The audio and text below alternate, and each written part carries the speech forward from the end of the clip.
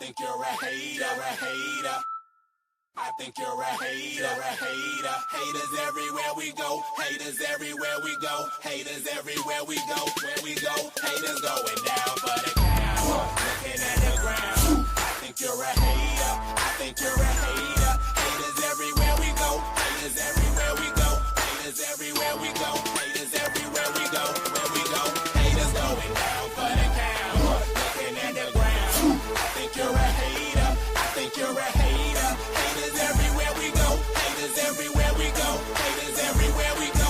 Where we go, haters going down for the count. Looking at the ground. I think you're a hater. I think you're a hater. Haters everywhere we go. Haters everywhere we go. Haters everywhere we go. Where we go. And if you was instead of hating, you be ballin' too. I know you seen us fallin' too. All the rich niggas is all my crew. Fuck it, they can't touch us. If stuck up is what you call it, cool. Ooh, you should've seen when I came down in that. Black on black, cause it's greater haters face down on the mat. Splat, yeah, I can make a green nigga mad. Quick, fast, flash like 10 cash on this bitch ass. You can tell I'm a G by the walk in the stands. I play the game, make me talk in the stands. Watch how you talk when you talk to the man. If it ain't about bread, you talk to the hand. I show you how to get rich. You got a weak arm, I'll show you how to pitch. Made so play, I'll show you about to hit. And tell the police I don't know about shit. Hey, God, I'm fly, something like the air. Ain't that something when it's stunting, man? It's nothing like air. Homie, hold it right there. Homeboy, I'm right there. Haters going down for the count. Looking at the ground. I think you're a hater. I think you're a hater. Haters everywhere we go. Haters everywhere we go. Haters everywhere we go. Where we go, haters going down for the count. Looking at the ground. I think you're a hater. I think you're a hater. Haters everywhere we go. Haters everywhere we go. Haters everywhere we go. Where we go. I got one in the back, I got one in the front. I make them do what I say. They tell me say what I want, I tell them get your money, girl, and just stop breathing. Cause if it ain't about that dough, it ain't about me neither. See a gangster like myself, I get that paper in with me. Man, your woman probably out there with some paper to give me. Listen, you're looking at a real pimp, ask my old women. And they'll tell you no remote, I control women. I'm a whole load, put me in the game, woman. If he ain't paying, then he shouldn't be playing. I'm saying, broke dudes only make jokes funny. I make more than I can fit in this quote, honey. Unquote, come sun soak with me, man. Fly it down here and lay you up in my beach house. Haters going down for the count. Looking at the ground. I think you're a hater. I think you're a hater. Haters everywhere we go. Haters everywhere we go. Haters everywhere we go. Where we go, haters going down for the count. Looking at the ground. I think you're a hater. I think you're a hater. Haters everywhere we go. Haters everywhere we go. Haters everywhere we go. Where we go. Look, you see that other chick asked that. She said with the cash, yeah. Rim said with the paper, plastic product, and with the stash, yeah. With the keys to the whip and the. They want that smoke, bitch, I got it for 'em. They want that smoke, bitch, I got it for 'em. They want that smoke, you know I blow it. They call me Sunny Monster for a reason. I'm really dripping, leave a nigga bleeding. I get to squeeze and leave a nigga. They want that smoke, bitch, I got it for 'em. They want that smoke, bitch, I got it for 'em. They want that smoke, you know I blow it. They call me Sunny Monster for a reason. I'm really dripping, leave a nigga bleeding. I get to squeeze and leave a nigga bleeding. Raw Molly got me all up in demon mode. Mouth moving like I done put clean in my nose. Tryna catch me up, I can leave with some hoes. He standing straight up, watch I make him lean with this pole. Would've thought he was closed, how that heat made him fold. Thought it was a game, he won't think no more. His brain's gone, nigga. It be exciting when I get the strike. And guns sound like thunder, hit you like lightning. Fight for your life, we don't do no fight. We really hit it, nigga. We worse than savage, they calling us Vikings. Police be riding, we still be sliding. Told you we hitters, remember the time. They want that smoke, bitch, I got it for 'em. They want that smoke, bitch, I got it for 'em. They want that smoke, you know I blow it. They call me Sunny Monster for a reason. I'm really dripping, leave a nigga bleeding. I get to squeeze and leave a nigga bleeding. They want that smoke, bitch, I got it for 'em. They want that smoke, bitch, I got it for 'em. They want that smoke, you know I blow it. They call me Sunny Monster for a reason. I'm really dripping, leave a nigga bleeding. I get to squeeze and leave a nigga bleeding. How about I leave them holding like the Bible? AR-15, that's a high-power rifle. A in the army and assassinate rivals. Break that shit down, nigga. AK or anybody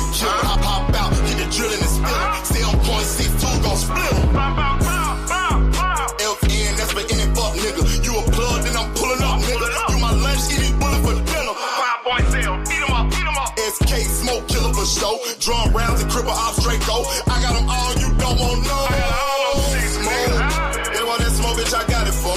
They want that smoke, bitch, I got it for. They want that smoke, you know I blow it.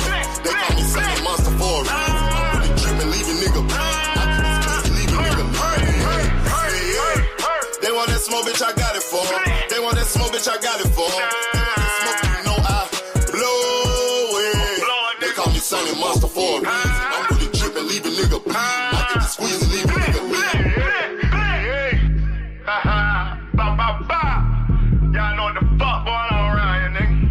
Y'all nigga keep talking about you want smoke. You can't catch me on social media, my nigga. I'm in the street with it, you dig what I'm saying? Nigga know they gotta kill me or die, nigga. Fuck you mean? Talking about smoke and we still living in the same bitch. No, sir. You don't got smoke with me, baby. Yeah, what up? G-Stack, bitch. Peace and blessings, everybody. Hope everybody alright. Gonna fix it, nigga. Y'all know what the fuck going on. Hope everybody doing well. Who want smoke, nigga? Y'all know I blow that shit, nigga. Peace and blessings. I hope everybody is doing well.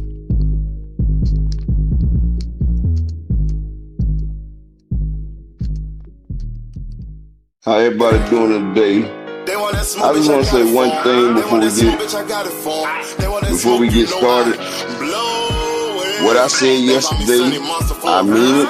It's true. Y'all see exactly what I said and how it reacts. Remember I say when you treat somebody good, they walk over. But when you berate, talk shit, and treat them like shit, then a motherfucker treat you with respect and don't say shit. But I'm gonna let it go at that. Shout out to my motherfucking brother Rod Walker in the building. Salute King, peace and blessings to you. Joseph Vermeer in the building. Salute King, peace and blessings. He standing straight up, watch I make him lean with this pole. Would've thought it was closed, how that heat made him fold. Thought it was a game, he won't think no more. My nigga Joseph Vermeer in the building. Peace and blessings to you. Peace and blessings. My nigga Big Bob Guns on a new page or a new name at Gabur11. I guess he tell y'all to come holler at him at Gabur11. You know, shout out to Big Bob and the motherfucking Guns.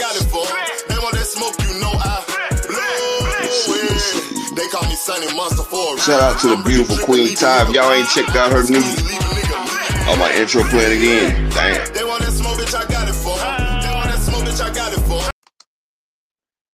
All right, my bad. Players fuck up, Mr. Rod.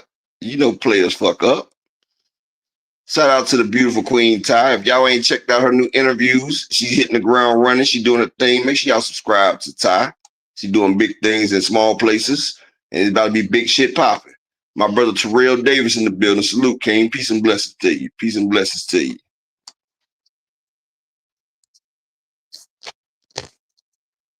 Let's see. My nigga Brian King Falcone in the building. Oh, Rod, I know, bro. That's why I fucks with y'all, man. Y'all make sure brother on point. I didn't say nothing wrong, bro. I need y'all here. That's why y'all here, bro.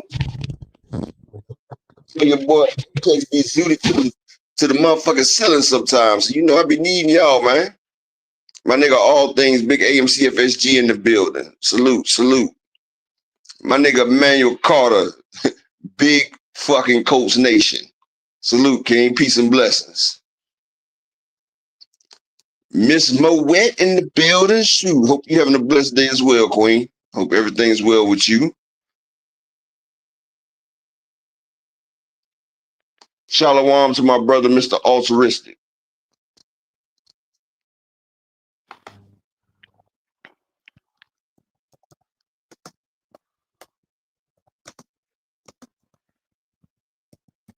Can y'all hear me? Quick question, can y'all hear me?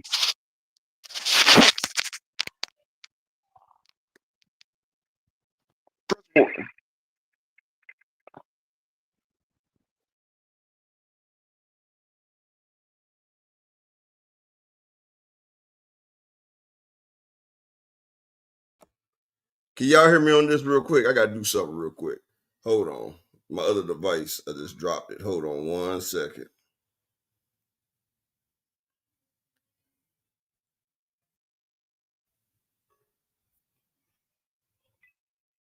Hold on.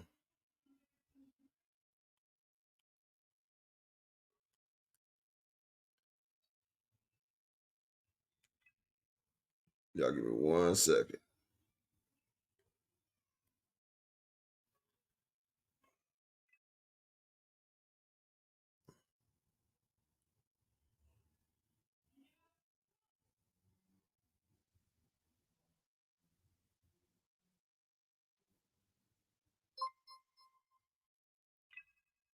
Hold on 1 second, y'all. Give me 1 second. Give me 1 second.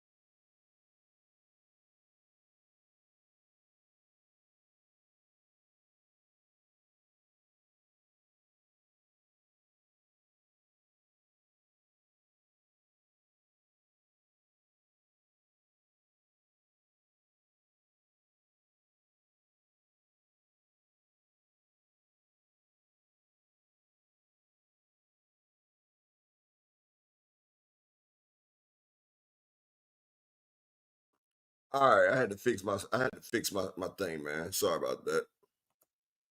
Sorry about that. Nah, I had said hold on for 1 second time. My bad. Shit, I'm feeling good, Mr. Big Bob. How you doing today, bro? Shalom to my brother Altruistic. Hey Ty, I got the link pinned if you want to hop up here. I got your link if you want to hop up here. Yeah.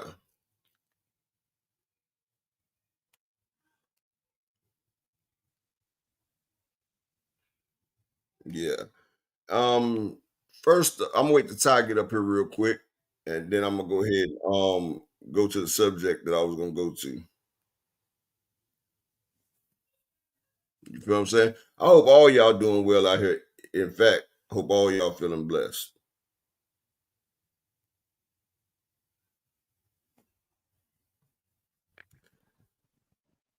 All right, I got my other device. All right, I got my other device ready. Okay. Okay, Ty. That's cool. That's cool. I hope everybody's feeling blessed today. Alice Sostain, peace and blessings to the VP in general, bro. I hope everything is well. I hope everything is well with you, my brother.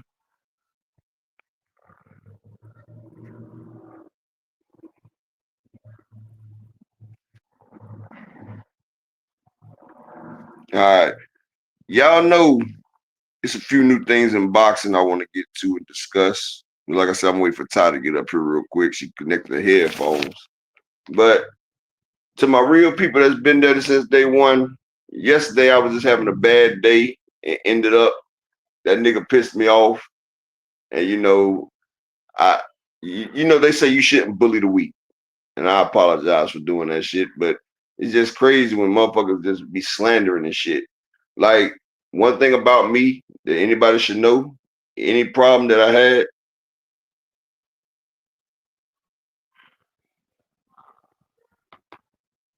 you know what I'm saying? And I'm just gonna tell you like this, right? A lot of people don't understand that words have actions and consequence. But first off, shout out to the Queen Ty. Like I said, make sure y'all subscribe to her. How you doing today, Ty?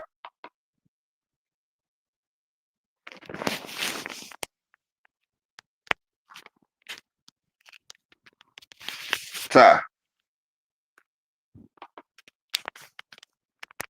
Can y'all hear Ty? Can you hear me? Yeah, I can hear you now. Can you hear Okay. me? Yeah, I can hear you now. Okay. Sorry about that. Okay, yeah, what's up? What's going on with you? I'm chilling, man. I'm doing what I do. What's going on with you? What we talking about? First off, you want to tell them about your the new boxing that you did an interview on yesterday? First, because I want to talk about the new stars of boxing. You want to give us a little breakdown about him? Oh, yeah, sure. Yesterday I interviewed very briefly because he had things to do. I sat down with Breon Gorham. He is 21 fights, 21 wins with 16 knockouts. He just landed at number 15 in the IBF. This young man definitely has a bright future. I know that he has sparred with Shakur previously. I think helped get him ready for the Robert Konstantinou fight. And he's I believe Ray Ford, I saw a lot of his fights. Shakur commentates at a lot of his fights. So, they're taking a strong interest in this young man. He's definitely very active. He will get in that ring and definitely let his hands go. So I'm excited to see what becomes of him and all these young cats coming up. Try and get all of them on the show so that we can all kind of talk to them and see what they got going on and coming down the pipe. But Brianna is ready for all the big boys. So we're gonna see. We definitely gonna see what's up. What's his record? He's 21, 21 and 0. Professional? Yeah, With how many knockouts? 16. So he's really an up and comer. Yes, he is. He just Yeah, landed at number 15 in the IBF. yeah, it's crazy though, because I went back after that interview because honestly, I really ain't heard much about the man really until I seen your interview and I Really? went back to look. And I said he's pretty decent. Like he's pretty decent. Hmm. I feel like if he ups his competition a little bit, so he can get that experience, because I haven't seen him with anybody that can really push him the way he needs to be pushed to make him go to the next level. But from what I've seen, he looked like he got some goods with him though. He looked like he got some goods with him. And when they find diamonds out there in the rough, they got to do a lot of shit to it before it's able to be presented to the public. You feel what I'm saying? Hmm. He started out in Mexico. A lot of his fights, Yeah, I know, which a like lot of that. these guys, a lot of these guys do that.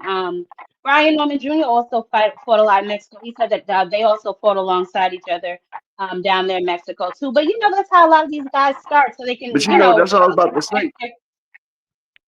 That's what I was about to say, Ty. Like a lot of these motherfuckers be talking about that shit, but a lot of them fight Mexicans starting out. A lot of them.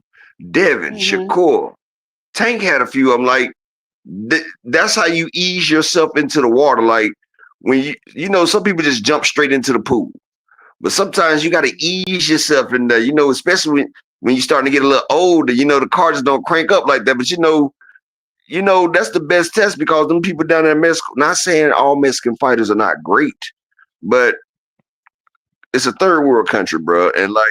A lot of them people just doing it for a quick payday. They fighting people out the cantina that just came off a siesta. Shout out to my brother Brian the King Falcone in the super chat with the 222. My nigga always keeping it like Ross. Peace and blessings. But yeah, Yeah. But no, I think that the point is to get these gentlemen used to being in the ring, help them perfect whatever craft that they're trying to perfect, work on their technique. And let's be honest, a lot of Mexican fighters are extremely durable. So that helps them as well with, going the distance, stuff like that. So I'm definitely not mad at that. And obviously, once he's come to the States and started fighting in the States, he's been doing the same thing, still winning, still, knocking niggas out. So obviously, it's not a fluke. His last fight, though, with Alamo was definitely a good test because he was hitting that nigga with everything he had, and he was still up and still sturdy. So you need fights like that to get you ready for some of these other guys who, maybe try Yeah, you to can't knock finesse out it a everybody. little bit in the ring. Yeah, you can't knock out everybody, and it's just about perfecting his craft and his technique right about now. But he will start to step it up in competition. He's now in the IBF, so getting him a fight with one of these guys that are, I guess, ranked higher than him will definitely put him on the radar for some of the bigger fights. So We Yeah. gonna keep watching. We gonna see what he got going Well, on. We gonna well, watch. I want to subscribe to his social medias, and he could thank you for that because without you, he really was up under my radar, honestly. Like he really Yeah, I was. watch a lot of I watch a lot of OTX and a lot of Pro Box. That's how I came across him.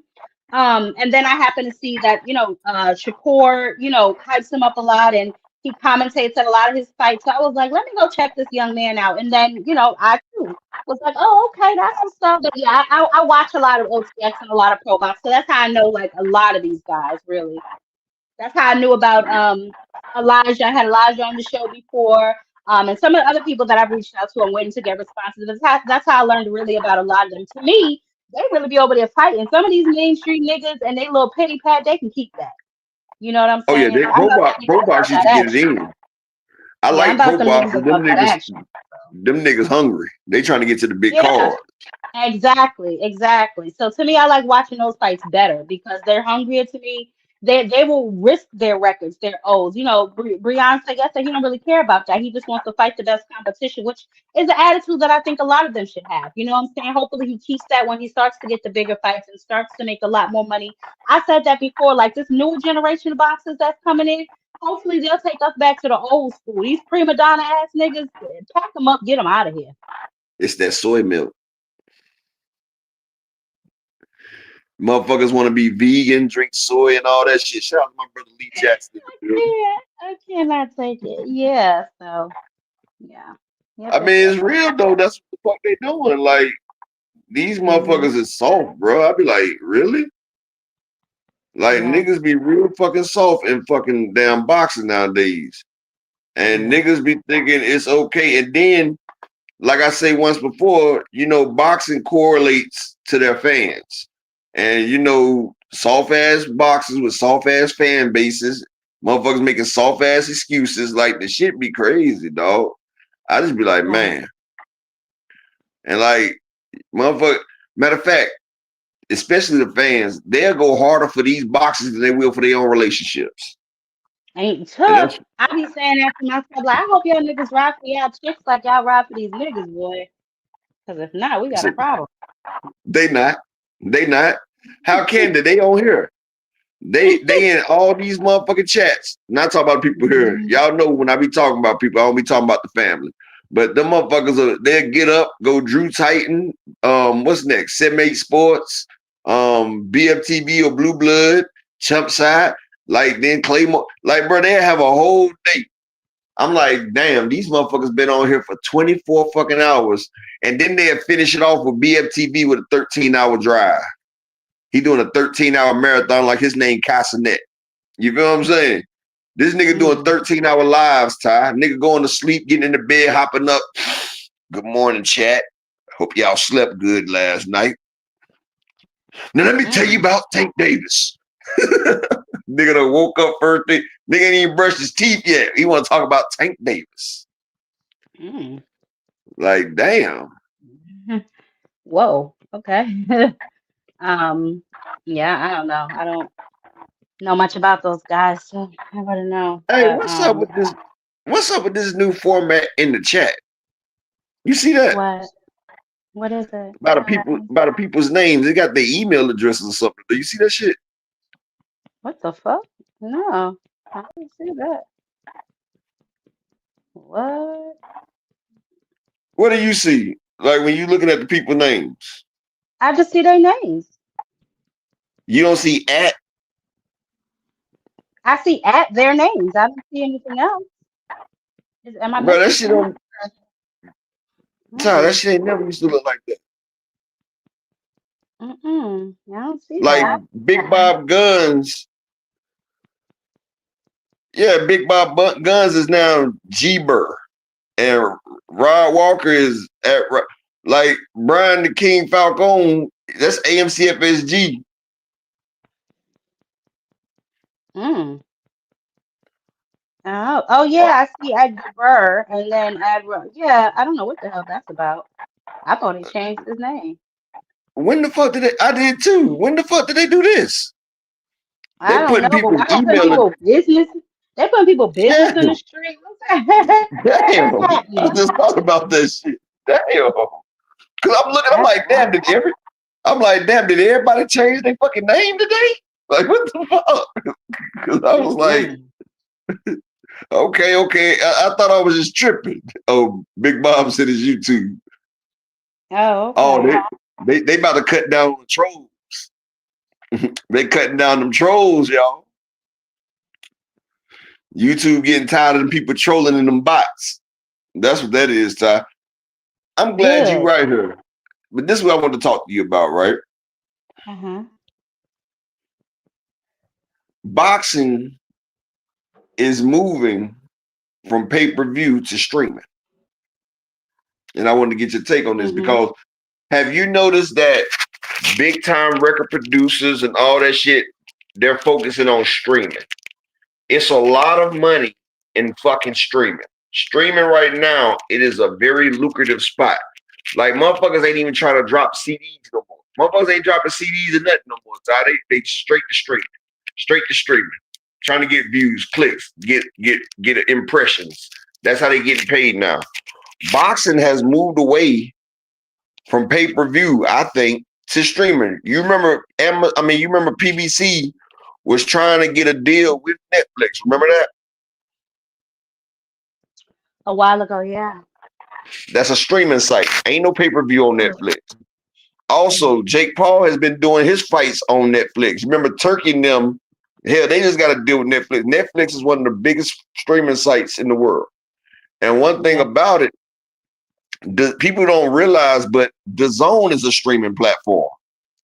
DAZN is talking about moving away from pay-per-views, and they're talking about $130 subscription because you got to get the regular subscription, that's $30.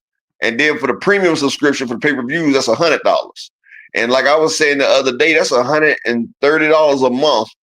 And Key said they had like 500,000 subscribers. And I said, if only 100,000 subscribers subscribe to that, that's $13 million a month times 12 months in a year. That's motherfucking 157,000. $157 million they make a year off of streaming. Even if they're not even putting on good fights for pay-per-view worthy, you got to pay for that shit. And see, a lot of that's why Tank Davis, people don't realize, but this Tank Davis and Jake Paul fight is MVP and PBC. You feel what I'm saying? Yeah. It's MVP and PBC. And you know what I'm saying? Like, they still taking care of Tank Davis. Everybody talking about Tank that left Al. No. What people don't realize, Al has been trying to get to the streaming market. And what way better to get to the streaming market than the face of boxing? And he's doing it with the next big star of boxing, even though they say Jake Paul ain't a star, man. Motherfuckers love to talk about him. They go watch his fights and shit. So, you know, Tank Davis and Jake Paul, even though the fight is David versus Goliath, skill versus no skill, it's going to be a highly sought out fight. The shit might do more numbers than Tyson and Jake Paul, honestly. Like, it might, in my numbers than Tyson and Jake Paul.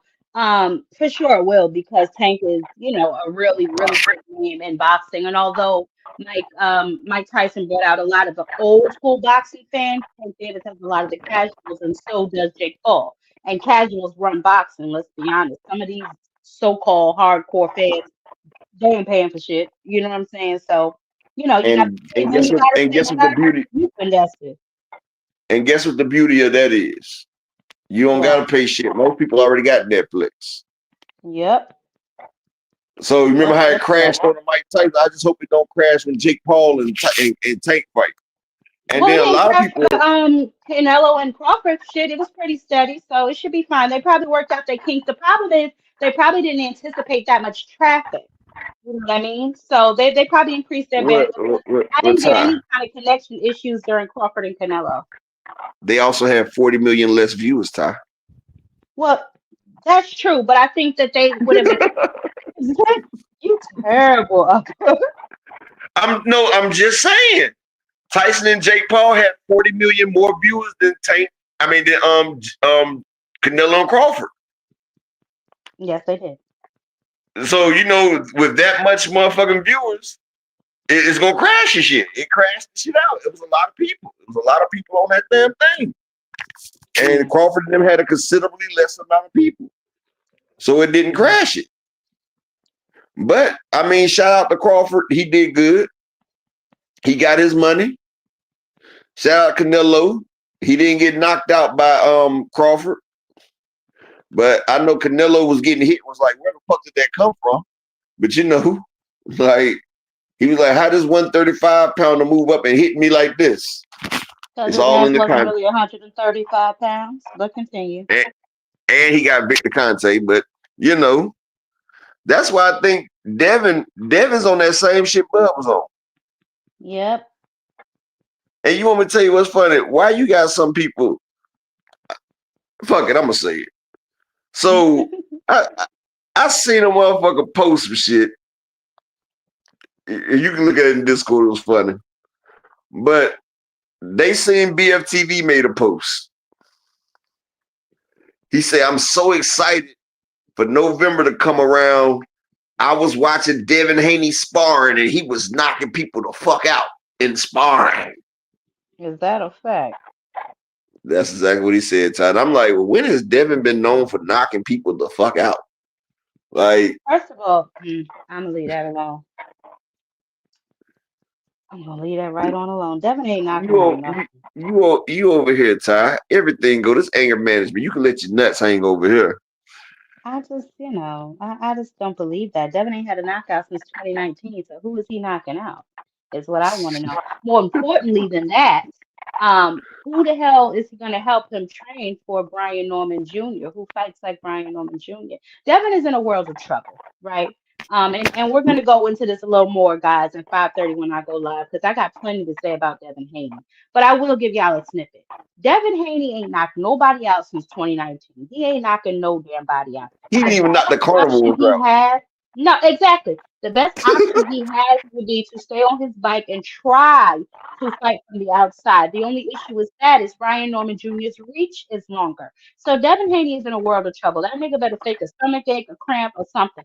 I don't know what he's gonna do, but I'm telling you, November 22nd ain't gonna end well for the critter. That's all I'm saying. And I know that Devin Haney is somewhere shitting bullets right now, figuring out what he's gonna do come the 22nd. But I mean, his best option gonna be to stay on that bike. That's the only thing I can tell him. Shout out the slogan. He say, Devin knocking out BFTB registered homeboys. Y'all know they say birds of a feather flock together. Yeah, but, I don't even know. I don't even know if he could do that. He didn't even knock out out of shape carnival worker. So and the nigga ain't sure. And look, you didn't even hurt him because he didn't sue you. You didn't even hurt him. That nigga got up like, you know what? He Devin pitiful enough. I ain't even gonna add to the trouble. So, Ty, you know what that remind me of? Remember when Devin was trying? Hold on. Shout out to my nigga Knight Rider. He said he still ain't got his man strength yet. And shout out to my nigga L. Shout out to my nigga L. With the tariffs. It's on back from the tariffs, honey. Yeah. I'm gonna tell you the funny thing that made me think about, right, Ty? Remember when he thought he was flexing when he cut a snippet of the Gervonta Tank Davis sparring video, and he showed the part where Tank went looking and he stole off on him, and Tank just looked at him like, nigga, what the fuck was that? Remember that shit? But he thought that shit was a flex. Like, y'all see that? Like, nigga, you caught the nigga clean. He wasn't paying attention, bro. That nigga needed his buckle or nothing, dog. And then when he fought Ryan Garcia, Ryan had his back. He had his liver and his kidneys exposed, Ty. If I hook off a nigga in his liver or his kidneys, if I hit a nigga one time and that shit, they crumple. Exactly, Brian came back. He said he gave that nigga a shiatsu, no, Swedish. It wasn't Swedish, it was shiatsu. He was giving that nigga a shiatsu massage. Look, Ryan didn't even jump. You remember when Devin kept hitting him in the damn kidneys and shit when he had his back turned? And Devin hit him like 12 times and Ryan didn't even budge and shit. He remind me of my little nephew trying to hit you with all they might, and they don't be doing shit like, And then motherfuckers can't say shit because you remember Tank hit Ryan in the body and Ryan crumpled, remember? And see, the Haney fans always talk about, oh, Ryan's a quitter. Well, he didn't quit when Devin was hitting him in the back and in the kidneys and shit. And Devin was Ryan he would quit run. one damn time, bro, and well now he done got his ass whipped by Rolly. But prior to that, he only quit one goddamn time, and he was arguably hit by one of the best fucking punchers, best sniper punches in the goddamn game. And coincidentally, he went down from the same goddamn punch that Oscar went down. My liver, my liver. So you know them liver shots I heard is definitely nothing to fuck Oh, that with, liver shot you make you know? shit yourself sometimes. But And that's hey, obviously what Ryan did. I mean, what Devin did. If you saw the back of his shorts, you know what I'm saying? You know. I wasn't even I gonna don't know do what's happening. that. That shit was loose. 'Cause that Mhm. Too much time. Look, him and Diddy was in the pool. So him and Diddy was in the pool. Ain't that what Charleston White him and Diddy was in that pool. Him and Diddy was in that pool, loosen that boy up. said? Looked like that pool water came out. I'm trying to tell you. Ron Walker said he experienced some Diddy leakage. Yeah. No, for real. You know how no, Ryan literally knocked the shit out of him. So oh my BFTV was God. really he said BFTV was really comparing Devin versus Gamboa to Tank versus Gamboa. Somebody said compare Ryan fight next. He got mad and blocked him. What they mean compare Devin and Gamboa and Tank and Gamboa? One went 12 rounds, one got knocked the fuck out. And not only did one get knocked the fuck out, he fought the man after he got knocked the fuck out.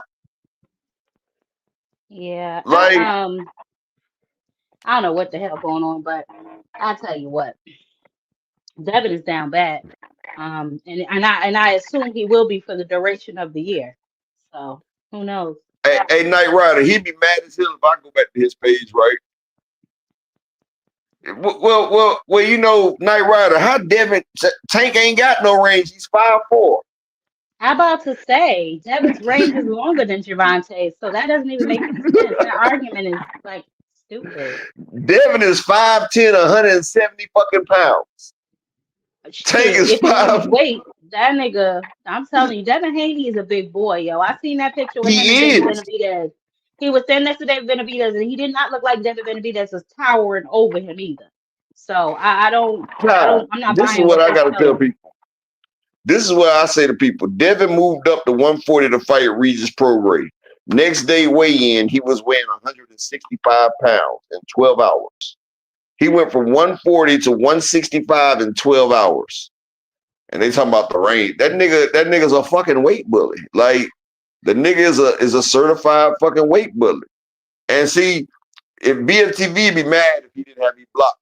Because I was gonna say, compare a nigga that can go to the hospital and watch his child born and a sex offender that can't. But you know, I ain't trying to be petty. You feel me? What the hell are you talking about? You know how he always be telling people to suck his dick and fuck you and all that shit. And I I don't say, follow those gentlemen, so I don't know.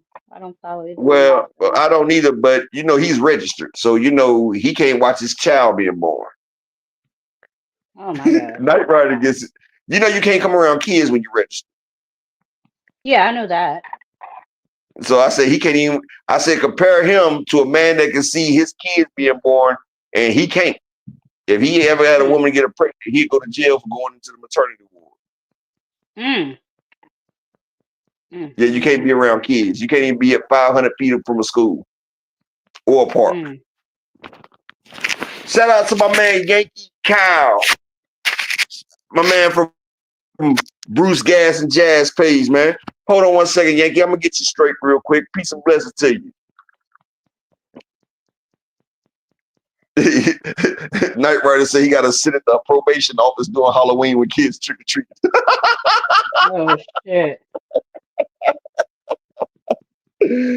Yeah, you in Discord, Kai. You done seen all the damn shit they posted about that man. They posted all his shit. Like they posted everything that man did. You feel what I'm saying? Like it's all public record. It's all public record. Knight Rider said that's how they do them in the parish. What's the parish? You know what the parish is, Ty? No. Oh, I don't know what the parish is, Night Ride. If you don't mind, can you help me out? Oh, Louisiana. I thought that was the ward. Oh. Oh, okay. I thought Louisiana was the wards. They call it the parish. Oh, okay. Oh, okay, okay. How you doing, 2 Cent? Peace and blessings to you, Queen. 2 You Cent. can hop up here. You can hop up here as well with the beautiful Ty. You know, I love letting the women talk because they more interested in niggas, honestly. And they know. Humble servant, salute, King, peace and blessings. Humble servant, see, that's what me and Ty be talking about. Y'all saying BFTV got issues. It makes sense why he's so ahead. What it is, though, right? I've said it once before, and I've showed y'all that fighter fans, they emulate their favorite boxer. You feel what I'm saying? They emulate that shit. Like, they can't fucking help it. Like, it's like a condition. And see, like I said, people try to argue who's the face of boxing, Ty, who brings in the most prosperity. I'm gonna tell y'all how you can tell if a man is a good boxer and he got fan bases, right? I'm gonna tell you, and I'm about to show y'all something real quick. Peace and bless to you, Yankee Cow. If you look at Devin Haney and Shakur Stevenson's fan base, right? And you compare them to Tank Davis's fan base, right, Jab Queen? I know that. And this is what really sets off your fan base. Who got the better women in their fan base? The better looking one. Now hold on. Just rock with me, Ty. Who has the better looking females in their fan base? I haven't seen any females in any of their fan bases, if we're being honest. I don't know. That's what I'm about to say. Like, they're mad at Tank Davis because he have all these females in his fan base, and all you see is fanboys in Shakur and Devin's fan bases. When have you seen a female not named Clarissa Shields saying, I can't wait to see a Devin or Shakur fight? Do you see women getting dressed up, decked out to go see Devin or Shakur? No. This is what makes a fighter a superstar. I'm about to teach y'all business Reaganomics. Women get dressed for Earl Spence. They don't get dressed for Terrence Crawford. I'm about to exactly to say I'm about to get deep with it now. Bro, Mr. Altruistic, Rod Walker, Big Bob, all my real G's in here. When we go someplace, right? We going to the place that has the highest quality women. I'm sorry. We're men. We're men. We're going to keep it all the way 100. We keep it 100 over here. This anger management crew. B-Dog, salute, King, peace and blessings. We're going to keep it all the way 100. Females come out for Floyd. Yeah. Females come out for Deontay Wilder. Because a nigga like 6'9", 6'10", something like that. He's a tall nigga. Men follow the women. Men spend money for the women. They say women are the biggest consumers in America, but who is 9 times out of 10, where is they getting that money from? Their job? I don't know. Most women, Ty. Not strong, independent ones like y'all. Oh, they nigga, yes. Exactly. And women, when they put on that goddamn hot girl summer wear, they put on and they got everything on display. What are they trying to do? They trying to get a nigga with some. They trying to get a nigga with some bread, right? Yes, bait for the Simps. Okay, so look, exactly, Big Bob. Magic City, niggas spending whole college tuitions at that bad boy. You feel me? Onyx too. But this is what I'm saying. Niggas follow the money. So if y'all wonder if a fighter is going to be a big star or not, look at the females that rep them. Exactly. Canelo Alvarez got all the Latinas. David Benavidez would be a bigger star if more females start rocking with him. I'm just saying. Niggas will like shit because a female likes it. Honestly, I'm just being real. Nigga, I had to watch Sex in the City because my wife wanted to watch it. I didn't like that shit. I was high as hell. But you know, a lot of times, yeah, Canelo, Two said Canelo be rocking that Dolce & Gabbana. Hell, I wanted to get me a pair of Dolce & Gabbana pajamas. I seen them shit for 15,000. I said, you know, Dolce can keep that shit. You feel me? You feel me, Jab? They can keep that shit 15,000. Shit, I sleep with boxers. Shit, 15,000 where? But when you go to a fight, have you ever been to an Earl fight yet, Ty? EJ, no. Look, I know Two Cent is because she's from Texas. I went to the Earl Spence fight when he fought Yordenis Ugas, right? Man, it was so many bad chicks in there. If I wasn't a married man, see, right, I can appreciate the beauty of a female, but Desmond Johnson, my brother, peace and blessings. It was so many bad chicks, and it was so many niggas with money in there trying to get them bad chicks. Just like they be at the Javante Tank Davis. Motherfuckers can say what they want to. Ryan Garcia got females on his jock too. The nigga got millions of followers. He got millions of followers. So you knew Tank and Ryan Garcia was gonna be lit. The shit sold out in 2 hours, Ty. Yeah. One of the top 10 gates. One of the top pay-per-view in the last 10 years. Boxing with salute. This is what I'm saying. Women, and I'm glad I got a beautiful woman up here right now, so she can sit there and explain this shit like real women. Ty sees the shit. Ty looks at a Shakur Stevenson. She looks at a Devin Haney. And y'all know what she see? I'm gonna let her tell you, but what most women see, they see weak, insecure, Bitch ass niggas. Exactly, bitch ass niggas. I was gonna say weak, soy latte, insecure ass men who are wondering about their sexuality and they're trying to be tough when they're really sheeps in wolf clothing. They're not wolves, they sheep. They sheep. They try to trick people, and that don't make women. Ty, how does that make you feel? I'm not. Well, honestly, when I see Hold on one second, real quick, Ty. Hold on. Shout out to that man right there, Bruce Gas and Jazz. Salute. Hey, Bruce Gas, I told Ty about that shit, bro. I told her that you had some smoke I ain't never seen before. But shout out to Bruce Gas and Jazz. Y'all make sure y'all subscribe. That motherfucker be having that good smoke. If y'all get a chance, check him out. He be having that good smoke over there. All right, go ahead, Ty. My bad. No, when I look at them, I just see pathetic Negro. I see men who aren't sure of themselves. That's a big turnoff to me. I see men who just aren't sure of themselves. Like if I look at you and I see you need constant validation, to me you're another job that I won't get paid for. That shit dry you up, don't it? That shit. But I'm not going into all of that with you. I'm talking for women. Not those type of men. Not you particularly. I'm talking about as a woman. Not you, Ty. You know, we talk. I'm talking about as a woman. I'm not interested in that type of shit. Mm-mm. I know you're not. You're a grown ass. I'm talking about women. When they see that shit, what does it do? It turns me off. And as a woman, it depends on what you're looking for. Like for Devin, right? Like if I was one of those type of chicks, I would definitely go for Devin because he is simp.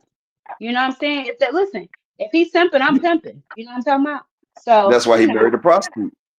Yeah. I mean, listen, that's just what it is. If I was one of those, I would definitely go for a nigga like Devin because I could finesse him out of money easy. You know what I mean?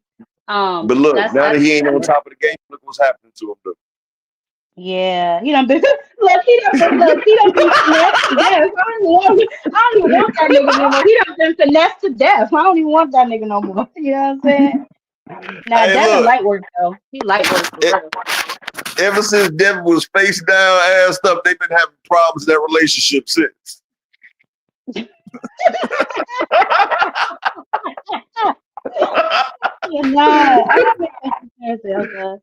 No, that's when the shit started.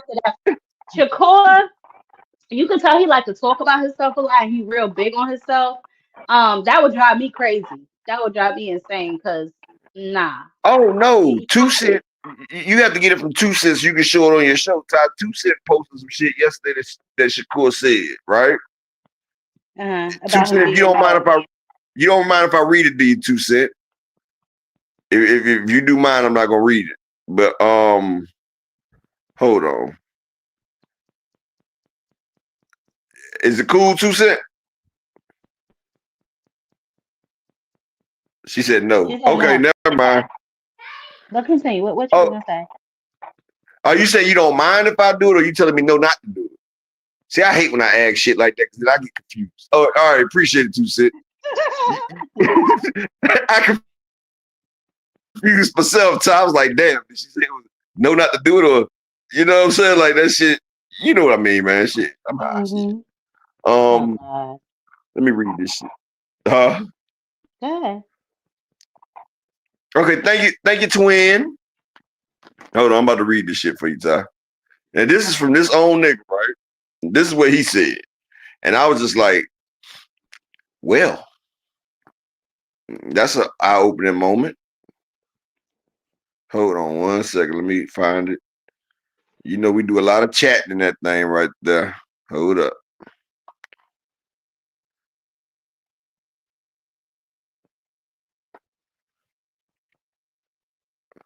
Oh, yeah, you know, TMZ just dropped something too, right, Ty? No, I was in the middle of looking for stuff to go. Well, you can bring up the interview that Jake Paul did on TMZ about this morning. Yeah, I saw that this. Oh, about Shakur going to his camp. Yeah, I saw that this one. I'm on their ass. Don't worry about that. Yeah, I'm on that one. Shakur Stevenson says, insecurity's been on my sleeve since a kid. I'm a human, though. That's why I don't judge nobody. He's such a bitch. I mean, like, let's call it what it is. He put that on the Twitter. He's such a bitch. I swear for God. How you say you don't judge nobody? You always judge. Always. He always talking about some goddamn body. Yeah, boy. The toughest brittle-handed nigga I ever met in my life. Ah, shit. Remember what I was telling you about earlier, Tom? What? Frequent? Yeah. Well, Frequent, like I told you the other day, it wasn't your car. You didn't have the title. He trying to play with Tusa saying somebody took her car back from her. Nah, he mad because Tusa said that he took the car back from his. Shout out Queen Tusa. Twin, what's up? This nigga right here sitting outside his ex-wife's house, didn't want to provide her no dick, but mad with somebody else doing it. Now you talk about 2 cents. That's crazy. Why you talking about 2 cents? 2 cents? Oh. What up, Jab? What up? What you mean? Who talking about 2 cents? I ain't in the chat no more. I'm driving. Frequent Twin. Frequent talking about. Frequent, where did I lie at? Hold up. He said 2 cents. What happened? He said, 2 cents. What happened? Somebody took the car they back from you, Queen. Hold on for a second. You said, where did I lie at though, Frequent? You came on here and told us 2 cents was right here. You told us that the girl was trying to give you some pussy for a week. She was calling you, telling you to come over. You said no. You wanted to watch a Philadelphia Flyers game. You said you wanted to watch a Philadelphia Philadelphia Phillies.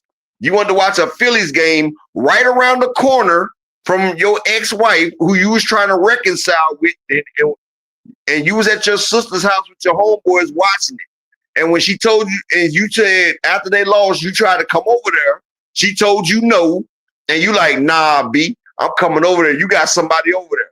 You said you knocked on the door. She didn't want to let your ass in. So you said you went into the car and you sat there and you watched the house to see who the fuck was in there. And she didn't want to let you know. She didn't want to let you in there because she knew you got busy. And I told you if you got busy, then that door would have been off the hinge. Man, we ain't rehashing this with Frequent, and ain't nobody ever took a car from me. I ain't never had a car note. I done paid cash for every car I've ever had, so you can stop that. And Frequent, it wasn't your car. You didn't even have the pink slip. Oh, this nigga ain't even got the pink slip. Oh, come on, That's what man. I'm saying. Yeah, he talking about taking the car back. The bank owned his car. Oh my goodness. This nigga here, bro. You down But bad, anyway, frequent. about the Shakur Stevenson thing, I think that's an interesting point y'all brought up, and I might talk about it on my Friday panel. Like You as know, a y'all can woman, always say anything. and I I don't give don't a even fuck. think it matters as a man or a woman, but like as a woman, I guess, quote, like what makes you like a boxer? Like what is it about a boxer that makes you be a fan of them? Because that's interesting that Devin and all those fighters you name, they Rob up really and They said, have like a buy your good. have pay a here. lot of women fans. Buy your pay here. Rob Walker funny as hell. They Ron really Walker do be said that having a nigga lot would of be a women fans rhetoric. like that. I He had think a Crawford rhetoric. might have a lot of women fans now. Who? Crawford. I wouldn't bet on it. Who? Crawford. I I don't think wouldn't so. I bet on think it. he still got a lot more man fans than women fans. He may have he might have Man, gained a couple more, but still his fan base. Them Latina The women might biggest be all nah. over Crawford. man, my wife said that said he looked like a You know, burnt ass men, roach. but not. Yeah, I'm not really. I told He's not really my cup of tea. I told my wife, I said, shit, I'm starting to fuck with Crawford in the ring though, because he's handling his business. I'm not gonna hate on a black man. She said he look like a burnt Project Roach, and I was like, oh I don't think Crawford's unattractive. no, that's no. She said she didn't say he was ugly. She said he just looked dusty. That's what she said. Like, I mean, I can't. I don't know what she was talking about, but that's what she said. And I said, so you wouldn't want to go to a Crawford fight? She said, not really. So I was like, okay, it might be a knockout. She said, I'm cool. I think So I was women like, all right. for me, I like the genuineness of a fighter. Mm-hmm. That'd be my main biggest thing. Like when they don't be genuine, it kind of turn me off a little bit. Like, I'm gonna tell you what I think a lot of women like. And I'm not a woman, but I think they like when a motherfucker just keep it real. It's just like in the streets, like how some niggas can smash chicks, they ain't got no problem, and some niggas got to pay for it. Like sometimes niggas be real and keeping it real. Like instead of lying to a chick, keep it real with her from the get go. Instead of trying to lie to the fans. Will T, salute my brother. To me, it's about Frequent. confidence. You know what I'm saying? And it just your confidence definitely will attract a certain type of energy towards you. You know what I'm saying? And then, like you said, being real. If I like Devin and Shakur, they don't seem to really know who they are as people. Um, Especially Devin, he kind of tries to emulate too many other different people, so it doesn't come off as genuine, and it comes off as you're not sure of yourself. So if you ain't sure, how the fuck can I be? How am I gonna feel safe? Like Exactly. you're not even sure which. Like, and a lot of these people, what they do. And I'm gonna tell you another thing. Exactly. Slogan said his wife don't like Crawford. Do you know what Crawford, Shakur, and Devin used to do a lot? What? They all had Twitter fingers. Remember, all they used to do was sit there and gossip and whine and shit. Shakur. Shakur takes Don't the no cake, woman though. He want. does it Don't way no more woman. than Devin. Don't no woman want no whining ass nigga that's always fucking complaining. Suck that shit the fuck up and be a man. Like I've never knew men to. Man, I've had a lot of injustice in my life. I just take that shit and roll. You feel what I'm saying? Will T say my lady likes Tank Davis and Spence. Yeah, motherfuckers that don't be with that bullshit. Earl wouldn't even let that nigga Salt Bay put no damn steak in his mouth or his girl shit. Earl is a man's man. Like Earl is a man's man. Like annoyingly man's man. Like nigga, you can't even go to physical therapy. My wife, she say she like Earl Spence. And I say, yeah. She said he not cute, but he has an aura. That's what she said. Yeah. And Earl can't dress either. I hate the way Earl Spence dressed. It's better than Crawford, though. Yeah, it's better than Crawford. You know, it ain't no Neiman Marcus is out there in the cornfields in Nebraska. I'm sorry. Crawford dressed like he be all the time. I don't think they even got a Macy's out there. They ain't getting no Thanksgiving Day parades. But that's what I'm saying. That shit right. And yeah, exactly. Frequent. You can make money instead of being online for free, Frequent. Even AB had a lot of woman fans. Yeah. Straight fool. AB don't give a fuck. But You he's can't It's genuine. a tell personality he's too. It's genuine. personality too. exactly. You can't tell AB that he ain't the baddest mofo, the coolest motherfucker. You can't tell him that he ain't that nigga. That's why I said confidence, yo. Confidence. Floyd. Look at even not even boxing. Let's just talk about confidence in general. Look at Biggie Smalls. Black and ugly as ever. However, I say Black. Gucci down Yeah. to the socks. You know what I'm saying? So Exactly. it's like it's your Heavy confidence, D. really. What about Heavy Yep. D? The overweight lover Heavy D? You know, shit. Yep. Yep. Yep. Matter of fact, Shaba fucking rates. Matter of fact, Now you're see it. taking it too far. Now you're taking it too far. Somebody said Bud just like he in middle school.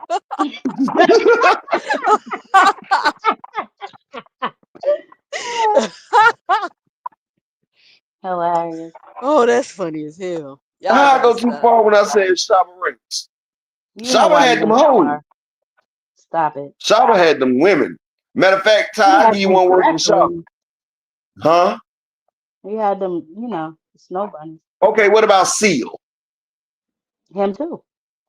Kiss on the Rose? Mm-mm. Maybe he had a good personality. I doubt it. Frequent, I didn't say you be on you be in here for free. And you be in them other channels for free. You say I know you used to be in the hip hop industry frequent. Me and you both. Oh God, You say frequent. Nobody don't care. You was 10. You like 112 now. They don't care what you used to do 30, 40 years ago. Shut up. but what I'm telling you, frequent, you can go live flying your drone and motherfuckers will actually watch it. Like you could do shit like that. I'm just trying to help you make a couple of dollars, you feel me? So you can work on your fourth wife. You feel me? The more the merrier. I mean, hey, why stop at 3? Jordan had 6 rings. If a nigga on his fourth wife, he gotta look at him. At what point do you say it's something wrong with me? Jab, he learns something new every time. He gets Oh better and better. no! I told Jab earlier, she thought I was bullshitting. 2 Cent, didn't he tell me I didn't have enough experience in marriage because what did he say, 2 Cent? He said you only been married one time. He been married 3 times. So that means he better at it than you. What that mean? Is that what that mean? Listen, everybody entitled to their own opinion, y'all.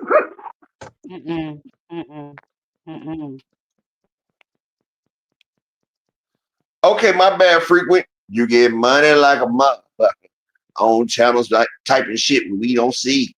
You got everything. Derail the conversation today. Yeah, frequent, you about to get you an 86, buddy. Chill out. Okay, frequent, you get big money on your channel. After 2 or 3, like I would be done getting married. I ain't gonna lie to you. Bruh, it only takes me 1. If I can't do it in the first try, I'm good. Because first off, if something happened in the first marriage, I'm gonna feel some kind of way. I'm probably gonna lose something. You say in Islam we can have up to 4 wives, but you gotta stay with them frequent. Also in Islam, I thought you can't divorce. Unless frequent, you paid for 4 weddings? Oh, this nigga frequent got the bag. Let me hold $1 frequent. I mean, Africa Bubada. Let me stop. But now wait a minute. You always gotta take it too far. You always gotta take it too far. You ain't taking these hoes to the justice of the peace, is you? I mean, after 2, shit, we going to the courthouse. I'm gonna tell you like this. I understand you, Knuckle Sandwich. Like, why get 4 wives when you get one good one? And I agree with you that, like, we can have as many wives we can take care of. I can't take care of one. But first you know what? You know what? I don't think men be understanding that. Like, y'all think it's easy, men, with all these women, all these different emotions, all this, like, what y'all think they just sitting around waiting to serve you? They like, say you it's bragging rights. They think it gives them bragging rights, but really it just makes you look silly. But I'll say this, right? So Frequent, right? You've been married 3 times, right? And Knuckles said, "Why get 4 when you could just have one?" It's something about Frequent that these women don't like. I mean, let's call it what He it ain't trying to is. fuck him. He ain't trying to fuck him. He not trying to get him wood when they ask for it. It's not. It's something about these women. It's something about him that they just don't like. Obviously. Or maybe Frequent No, just well, expecting not one if they of them. asking him for some dick for a whole week and he rather watch baseball. Yeah, I don't know. Moving I don't on. know. Nah, but what I was gonna say though, shout out to my niggas who line a bit. What I'm about to say though, like, No, you know how I know Frequent difficult to deal with? I tried to have a conversation with Frequent about and him he spit interrupting everything. people and cutting That was your people off first mistake, too, man. and cutting people off on the panel. And he refused to accept accountability for doing that and make a change. He refused. Yeah. I mean, yes, men can, okay. Y'all saying men can compartmentalize and frequent. You said even Pop said a poor rat only got one hole. I'm gonna tell you like this, right? And I don't know what type of dream that these red and blue pillars are giving y'all niggas. I'm gonna speak real right now. I've done fucked a lot of females. Like I've done smashed a lot, 2, 3 at the same time. Like 2 or 3 at the same time before my wife. Now, this is all before my wife. Thank you, Upper. No, I'm about to explain. It's not what it cracks up to be. Like my wife is a great woman. I don't think nobody else is better. But what I'm saying is, like, I couldn't deal with another one of my wives. I love my wife to death. I wouldn't change her, but I can only deal with one personality like that. So you get 2 women. I know my wife ain't coming second to no other female. And if you get a woman like that woman, she's not trying to come second. It's going to be strife. It's going to be headache. It's not going to be peace. It's not going to be love and all that shit right there. Like, come on. Think about it like this. And I know it's different, but I have to think about it like this. Would I share a female? Fuck no. Now, I know as men, we have a different standard, but still, I think about it that way as well because I'm going to explain something to y'all. Like, a lot of people take this, a lot of people, right? They take the Israelite shit and like, okay, in the Bible, Solomon had all these wives right here and all that shit. And that was because at that time they said multiply and be fruitful. But when Yahweh Shai came back, he also said man's supposed to be with one partner. That's why, you know, he made man and women and told them to be fruitful. And then he made Adam on the 7th day. And he took from him a rib to make another woman. That's the second Adam. And he said, these are my special people. And this is what you're not supposed to have multiple women. You fuck up a woman's pH balance. Trust me, I've done it before. You can't hit this girl, then go hit this girl and hit that girl. So if you got multiple wives, that's going to be a funky ass house. It's going to be funky as shit. Because I'm just saying, if it's your wife, you're not using protection. That's your wife. And I don't care how long y'all been together, how close. You smash her and you smash her. That house going to be smelling like motherfucking tuna milk. I'm sorry. You're going to mess the pH balance of everybody up in the house. All right. This is disgusting. What you mean, wash your ass? Okay. I know you don't get pussy now, frequent.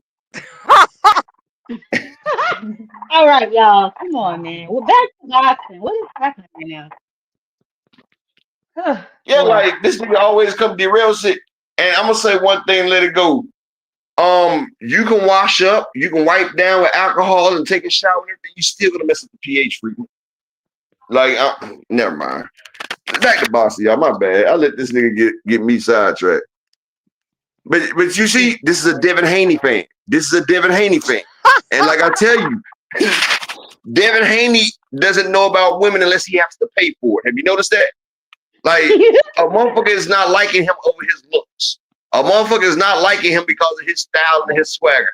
This goofy ass nigga wanted to post with a pistol. He should have been doing.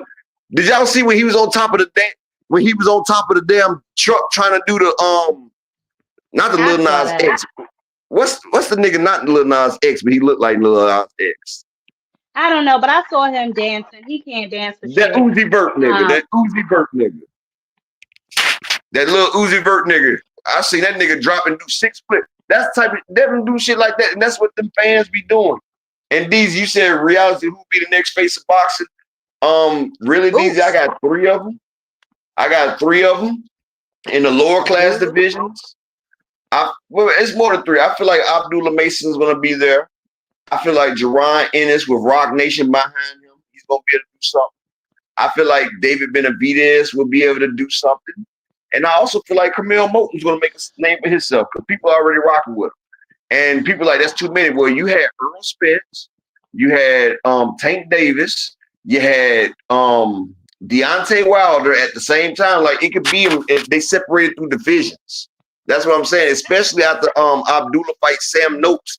And then they talked to him and Emiliano Vargas for that belt. That is, people don't understand. And this is what I talked about the other day, Ty. I said, right now, you got Rock Nation is fucking with Eddie Hearns and them, right? And Bob Arum is fucking with 50 Cent and Stars and shit, right? Do you not know right now they putting all this money behind Brian Norman Jr., right? You know, they're making him the poster child. But if you look at Brian Norman's resume and you look at Abdullah Mason's resume, the only thing that will separate their resume is Devin Haney. But if Abdullah Mason goes out there and he smokes, and people stop saying Sam Noakes is about to be a tough battle for Abdullah Mason. Y'all haven't seen Abdullah Mason have 4 months to train for a person. And he's 21 now, grown man strength. Sam Noakes ain't going 4 rounds. Ty, we haven't even seen that man. We haven't even seen that man train for another opponent. He's been training for 4 months. But if he goes out there, he smokes Sam Noakes, right? He smokes Sam Noakes. And he gets that matchup with Emiliano Vargas that they're talking about for that belt. That right there will catapult him over Brian Norman right there.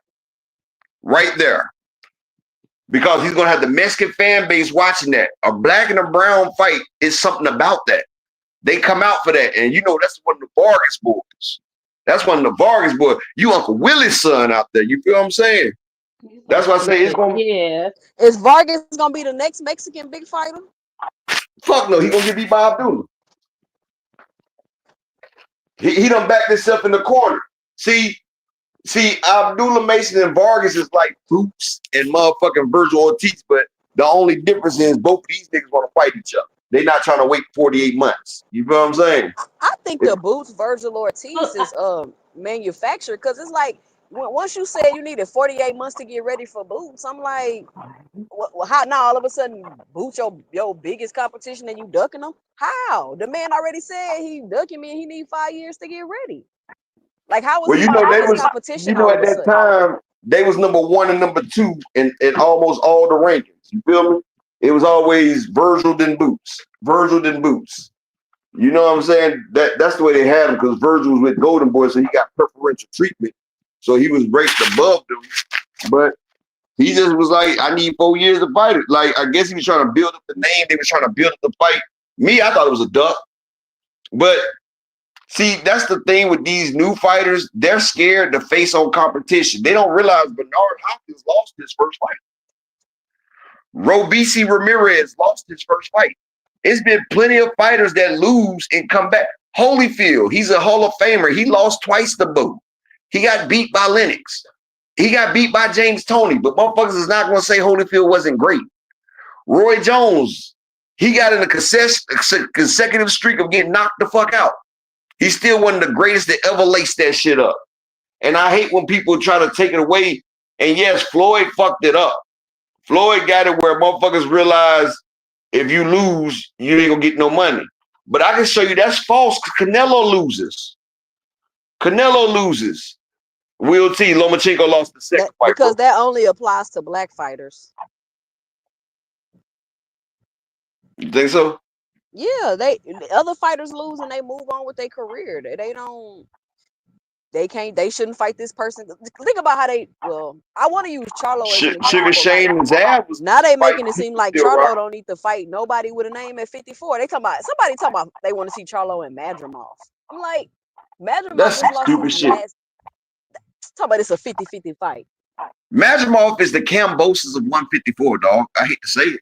They said Madrimov and Charlo is a 50-50 fight because of how he performed 2 weight classes up against Canelo. Okay. Well, whoever thinks that's 50-50, tell him I'll give him 10-1 odds. Shout out to my brother Will T in the Cash App with the 5-piece. McDougal's in the building. Appreciate it with the ducats. Got the little skrilly. I appreciate that. Kate Calls it. Salute, King. Peace and blessings. Yeah, Kate Calls it. It's been over 3 years since he made it. They supposed to fight in March. I mean, not March. It's March or February, Jab or 2 Cent. Who? Virgil and Boots. When they fighting? Ain't the contract for either February or March? Man, I'm not believing none of that. Well, Boots said he signed his end of it. Yeah, okay. But people don't realize Jerron is probably going to be the first one to become a star out of this new generation. Virgil, especially the one that's not signing the contract or holding up the fight, in my opinion. Because I told y'all February, okay. Hey, KM23. Yeah, they trying to play Jamel because Crawford beat Canelo. They calling him broke. Man, Jamel got bread. Jamel got more for the Canelo fight than than Crawford did. But they want to call him broke because they want to say he only want to fight Crawford for a payday. They want Crawford to be the person everybody got to fight for a payday. So now Charlo broke, so he could fight. He only want to fight Crawford for a payday. Something like what can I ask y'all? Can I ask you to well, damn, Thomas dropped off. Well, can I ask you something, 2 Cent? Mm-hmm. If I've been whining and dining you with Ruth Chris Steakhouse and everything for about a year, or I've been doing that since we met, and then I start trying to give you motherfucking Wendy's 4 for $4 and McDonald's and shit like that. How would you? I'm glad Ty back too. Well, since Ty back up here, Ty, let me ask y'all both for crazy, right? How this happened? Yeah, what's up? If I've been feeding y'all what the hell happened? Oh, if I've been feeding y'all Ruth Chris for about a year now, we've been eating fancy restaurants and shit, and then I just switch up and just start trying to give you 4 for $4s from McDonald's and motherfucking Wendy's and shit. You ain't. Which one is 4 for $4s? Is it Wendy's or McDonald's? Well, one of them. No, McDonald's got a $5 meal, I think. But y'all not going for that shit, right? Depends on the situation. You know your worth. If you know what I'm worth, and you've been there putting it in, and I try to feed you like that, keep it real. Keep it real. Listen, I'm not really into all that. You know what I'm saying? You don't really have to do all that. It depends, like I said, on the situation. If that's how we started and you run into money problems, then that's something different. But if I did run into money problem, first date, if you didn't, yeah. If you just treat me like a 304, if I just start treating you like a Houston, we got a problem. Okay, I'm glad y'all said that. Charlo's last 4 fights, he's made M's. He's made M. He was an undisputed champion. Then he went up to Canelo and made more than Crawford did versus Canelo. Crawford got 10 million. Charlo got 20. So Crawford's big payday is still Earl Spence. But Jermell Charlo's last 4 fights, not including the Earl Spence, he's made more than Crawford. So y'all saying that it's wrong for him to fight Crawford for a payday? Nigga, I've been getting paydays. Nigga, you need a payday.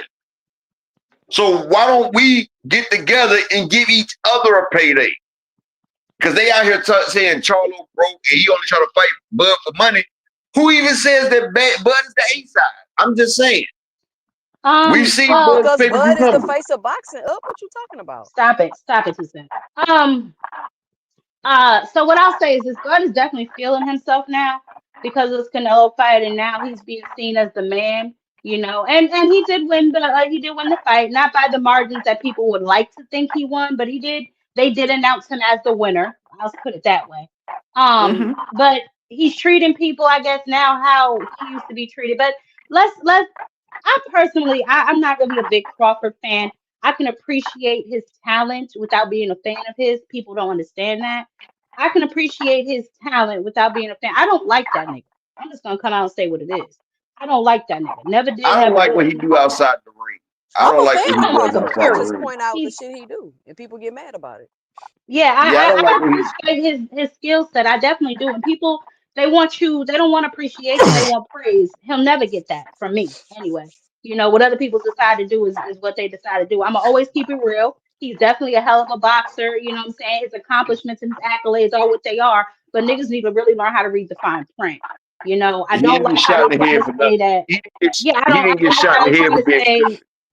Yeah, and he didn't get shot in the head. That's number one. Number two, you know, they like to shit on Boots, call him an email champion. Well, let's talk about the reason why the man was an email champion. Whose But mandatory was he at the time? You know what I'm saying? Niggas don't like to read the fine print. Like I said, he'll always get his acknowledgement from me, but never praise. F Bud Crawford. That's how I feel about it. exactly. But everybody said, okay, you said Crawford is today's GOAT. How? Like I And said whose once eyes? before, once I said Crawford is the all-time greatest accolade fighter. I can say that. But besides accolades, no. He ain't even fought nobody.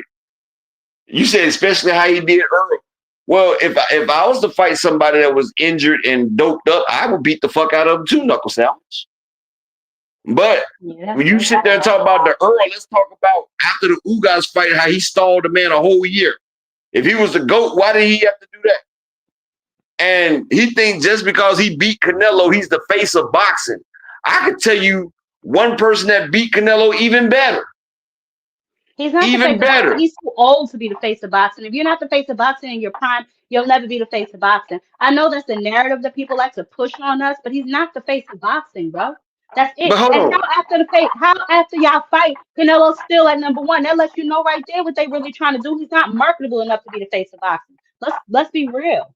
Don't get me Hey, on my damn Bud Crawford tantrum. Listen, two thanks for cent having and me on. jab. I gotta get ready Who for my beat who beat Canelo better than Bud Crawford? shit. Mayweather. Yeah, Ball. I No. mean, he lost already twice. Hold on, look. Dimitri Bivol, right? Did Yeah. Dimitri Bivol become the face of boxing after he beat Canelo? No. nope. Exactly. And Dimitri Bivol has a better complexion connection than Bud Crawford. So if they would have pushed The man any, already lost already twice. You acting like you beat an undefeated nigga. He already had lost twice. Like this whole shit is a facade that just the really nigga boils had my about blood when 70 we get fights. down into it. And So he I'm got not about even gonna get 70 no fights into under his that. belt. I'm gonna let his little win. I'm gonna let his little win live. You know what I'm saying? He did what he was supposed to do. I guess for the situation, it was what it was. He won the fight. That's what they say. So I'm gonna just leave it at that. But all that praise and all that bending and over making a clap for that nigga, you'll never get that from me. And don't push me But too you gotta goddamn hard. become I'll tell you what I really think of him. you gotta become 3-time undisputed just to become the face of boxing. This face of boxing And still has not the done face way of boxing. less. That's And still crazy. not the face of boxing. And still not the Tank face of boxing. Tank ain't never been unified, and he was the face. That's what I'm saying. Mike Tyson was getting his ass knocked. Mike Tyson was getting beat up by Lennox. Everybody, he still was the face at that time.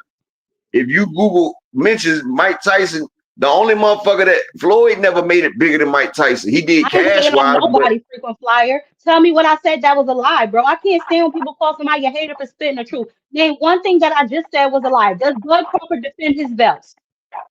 Was Bud Crawford boots mandatory? Is the nigga gonna stay at 168? Or did he hit a lick like he do in every other weight class? Did his goddamn trainer come out and say that they are strategic with their opponents? They wait for somebody else to collect all the belts and they fight that one person. Tell me where the lie is, frequent flyer. I am waiting.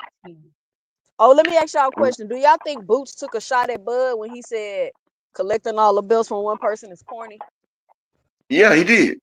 He did. I don't give a damn. I agree with him. But let me Definitely ask you a do. question, though, 2 Cent. But that's that 2 Cent, man's let me ask you a opinion, though. What question. if he really feel like that? Why is that a shot at corny? No, but hold on, 2 Cent. But 2 Cent, where did he lie? He didn't lie. I'm just saying, like, why y'all I'll think slap that the shit out you, frequent flyer. Because first of all, I don't bend over and clap for no nigga. I get my own bread. You the one out here taking back cars from bitches that ain't even really your car to take back. You the one running through wives. You need to be concerning yourself with just yourself. And you the one bending over your clap for the music industry. Mm. Anyway, thank you so much for having me up. Upper, love you, love you. 2 Cent, I'll catch you, baby girl. I gotta get ready for All my right. own show. Frequent, don't let me catch What your time ass your in my show chat coming today on, because Pop? I'm clapping you up. Probably like 5:30, 5:45. I should have been doing my own shit right now, but I just couldn't resist. I still got a couple of more things I wanna snip up before I go live. So probably like 5. Hey, when you do your show, because I'm not gonna touch base on it because you about to do your show, but make sure you pull up that Jake Paul interview about Shakur and them. I want you to make sure you get on that shit right there because they sitting there. Remember how they were saying Boots didn't stay on code for Yeah, sparring with I got motherfuckers? it. I got him. Frequent. Don't let me All catch right. your ass in my chat today because you might just get clapped. All right, y'all. I'll holla at y'all. You know, All pissed right. off. So 2 Cent, I didn't see Boots lying. And that's the problem. Like, when has it been not okay for us to tell the truth? But they be hollering spooks at the door. They be posting. They be talking about Tank Davis beat up his wife when he never even. Matter of fact, they tell the lies and propaganda. They talking about Tank beating on his wife. He's a woman beater. He running over people and all this shit. None of it is true, but they push it out there. But then when you say something true and factual, it's a problem. Isn't that weird, 2 Cent? Mm-hmm. What you Welcome got to to the say about Upside that, Down. Dwayne? Welcome to the Upside Down. It's like men dressing as girls, girls dressing as men. Shit is all out of whack, bro. This is the sunken place, bro. Boxer done went to the sunken place, 2 Cent. It's just the fans tripping. Don't try to cop a plea now, Frequent. You done pissed off. She gone now, Frequent. She ain't gonna see this Bro, gay shit. that's just like a Devin Haney fan. Now they throw some shit, then they try to reel it back in. No Devin and Shakur do that, 2 Cent. Man, we ain't finna entertain Frequent. No, I'm talking about don't Devin and Shakur say some shit, then they act like they didn't mean what they said. Yep. I told you, fans emulate their favorite boxers. In Shakur. Niggas are in Shakur out here. 2 Cent done frame that shit in Shakur. Oh man. I'm about to tell that nigga on Twitter, I'm gonna call him Inshakur Stevens. I ain't gonna say courtesy. I'm gonna say courtesy of twin because they don't know your name is twin. So, you know, I'm giving you credit, but I ain't gonna put you on the spot like you feel me. That's funny. You know something, 2 Cent. I'm kind of sad though. And see, this affects you a lot too because your son is getting out there right now into boxing right now. Yep. So you know what's crazy? Like a lot of the newcomers and upcomers, right? They're not really gonna have no options because Turkey is trying to snatch up all the new fighters and trying to get all the low experienced fighters, the ones they can get for cheap.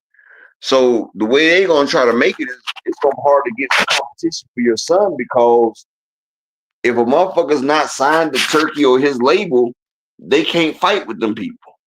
So people don't realize that Turkey is effectively cutting off the competition, like the young fights that we like to see, the camaraderie.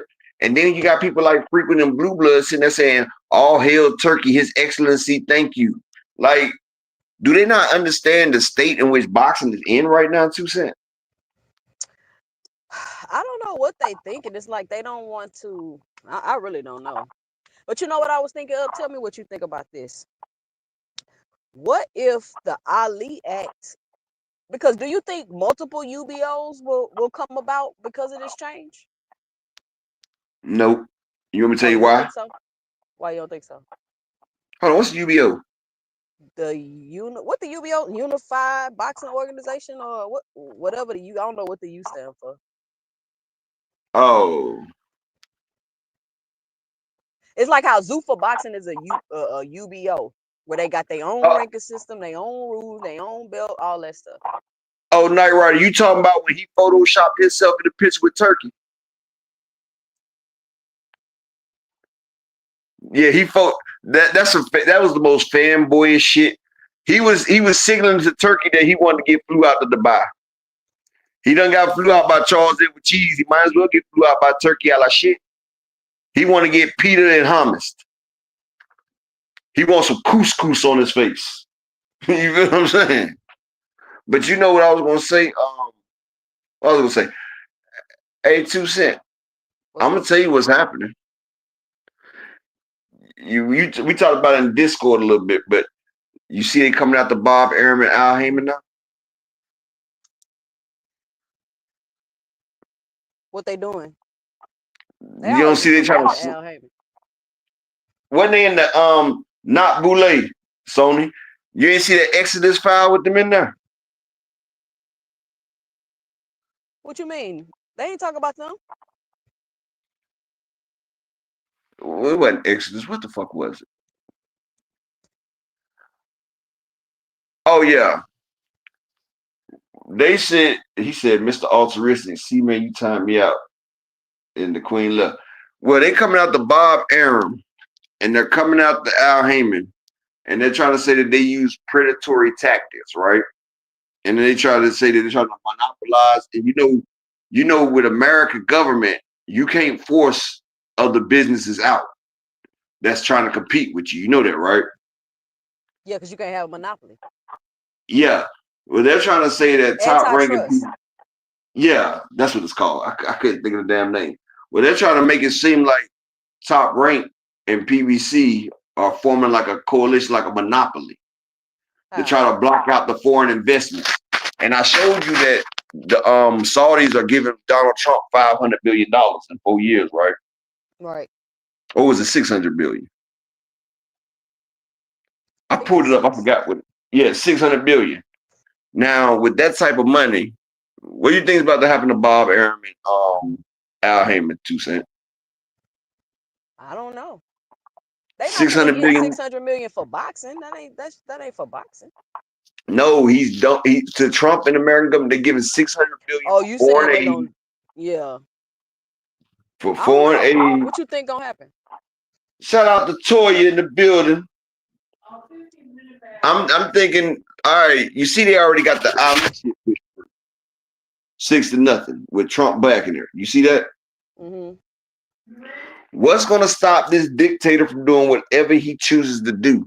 You know, money makes people do anything crazy. It makes 600. My bad, Big Bob. I knew it was something like that. I knew 500, 600. When you get into $100 billion, it really don't fucking matter no more, really. $1 billion is enough to last a lifetime. You got 100 and 600. Like, I got Joseph Parker to you. But one thing about it, with that type of money, it has influence. That's old money. That's oil money. And you think motherfuckers ain't gonna follow the influence? Anything Turkey don't want to do, they're gonna be able to do it. And Donald Trump's gonna be there. You know why? You know, Dana White is one of his golfing buddies. Mm-hmm. So this is what I'm saying. They already showing us what's about to happen. What does that mean for your son coming up? Who you think, if you was going to get your son signed, what would you send him to, sir? I don't know. It would depend on the future. How old is your son right now? I'm learning now. 17. 17, right? What year is this? 2025. So he ain't going for the Olympics in 2028. Well, hold on. I thought they was taking boxing out the Olympics. What did they ever say about that? Okay, that's what I thought. Exactly, Knight Rider. The U.S. just went another $1 trillion in debt right now, 2 Cent. They just showed that we just went $1 trillion in debt, another trillion. But they got 600 million. This is some 2 Cent. People don't understand it. This is some MTK global money laundering type shit. Do you understand me? Big time. Exactly. They resetting the market. I'm not stupid. I know some of them making side deals and making us pay the taxes on the shit. Look at Will T. He said the nerve of America worried about our credit score. Exactly. But what they don't fail to realize, if China, A1 Hoop in the building, actually, Toya, we not owned by Israel. Well, 95% of our debt is to China. And if China was to call in their markers, it could crash the economy or start a war, because the U.S. ain't gonna sit there and crash their economy. They're gonna probably be like Pooh Shiesty and tell them motherfuckers, you can get that shit back in blood. You feel what I'm saying? Tucson know what I'm talking about. Man, they don't want that smoke. There's a lot of motherfuckers over there.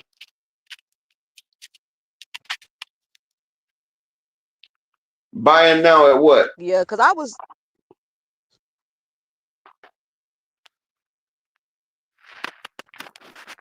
Because I don't necessarily think the Zuffa boxing is what's gonna destroy boxing, so to speak. I think it's the changes in those Ali acts, because now you don't gotta be transparent. You know, all of those things, you don't gotta do that stuff no more. So who's to say Turkey is the only one that's gonna take advantage of that? He's not. Exactly. Let me say one thing real quick, too. DZ said, Upper, do you think Trump is really fighting a cartel from Colombia, Venezuela, and Mexico, or they just want to control it? One thing I've known about these people, DZ, when they see other motherfuckers get money, they don't like that shit. And they know a lot of the customers is over here in America. So what they're going to do, the same thing they did to Afghanistan. They act like Afghanistan. And first off, America need to mind their fucking business. Them motherfuckers over there been fighting for thousands of years, and America going over there and they put their nose in other people's shit. And our people are dying because they want to get in. Afghanistan ain't do shit to the United States. But they went over there because, you know, Afghanistan was one of the top motherfucking producers of opium. And now we took over that. And then our pharmaceutical done boomed. If y'all notice, have y'all noticed, Tucson, that ever since we went over there to Afghanistan, a lot more people have been hooked on pharmaceuticals? Yes, DZ the Poppy. Yeah, Tucson, that was the whole opioid crisis. It's because they went over to Afghanistan and took all that shit. You know, they did it. It was the same play as the crack epidemic. Yeah, the Iran-Contra shit. Yeah, it was the same play. Yeah. Sell it, yep. And just then, like guess what they did? But guess what they did? Instead of locking people up, they made it a medical issue. So now the government is giving funding to help heroin addicts and all of that stuff, because, you know, you can't stop using heroin without medical intervention, as far as I know. So now, instead of locking the people up like they did the black people, they're declaring it a medical issue and getting government funding to help with the quote unquote heroin epidemic. Hey, look, because you know why? A lot more white people on heroin than black people. Exactly. I just hate to say it. Exactly. So crack is against the law, but heroin, you just sit. You can't make this shit up, Tucson. You can't make it up. And I see what you're saying, bro. Once you know it, they just keep running the same plays over and over with doing different things. Exactly. People don't see it. And HTX, you say China copies everything our military does. They're not more advanced than us. I can tell you, no, they're not. I mean, they don't copy us because they don't have LGBTQ in their army. Plus, Chinese people are more fit than Americans. They teach them hand-to-hand combat when they're still in grade school. But they don't have our technology, our military technology, and they don't have a navy. They don't need our military technology. Guess what? It's somebody that's right there beside them that has more technology than us. And guess who that is? Not in our military. Japan. There's no military that got more technology than the U.S. military. I'm telling you that right now. No, they may not have more military, the explosive shit than we do, but they have ways. They're more technologically advanced than we are. See, all our money goes to now. Russia fell off a long time ago. They fell off a long time ago. Russia trying to get back. they lost in the Cold War. I didn't say, I'm not the one that said China wasn't more advanced though. But I can tell you like this, you go to China and Japan, their quality of life is a lot better than us. And they've been done shut down all our computer guidance systems before we can get that shit off. They are so big in technology, they can shut the American shit down before Americans can even get that shit off. They can black out an American plane. So how you gonna get the missiles to them? Exactly, Knight Rider. They got shit they don't need. Like, I'm gonna tell you like this. If I had a military, you know what I would have, 2 cents? No. A big ass bomb that'll wipe you off the damn map. Why risk my people? That's all the fuck you need. Have that. And guess what? They do too. They do too. That's why ain't nobody using it. That's why everybody pump faking and ain't nobody doing shit. But then the fucked up shit about it, you got politicians that sit around and do all this politicking and shit. They not the ones that got to go fight. And it's funny, it correlates because all these motherfuckers in boxing, they sit around and they try to discuss how much a fighters get. They shouldn't get this much. Like, remember, they tried to sue Al Heyman for paying fighters too much. But all Al Heyman was doing was giving fighters their back end and what they earned while still getting a percentage. How greedy do you have to be to want to take away from a fighter and take all that shit?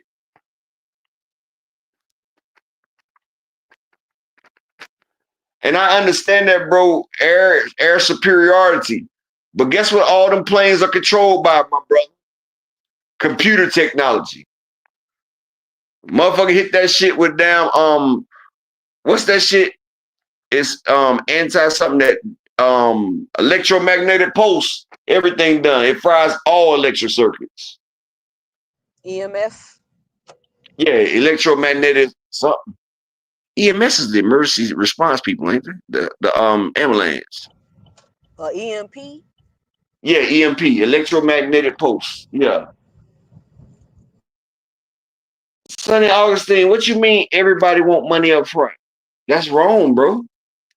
Earl don't want his money up front. Tank don't want his money up front. They want that shit on the back end, so. When you get that money up front, that's the money that gets taxed. That's the money you got to pay percentage of to your team.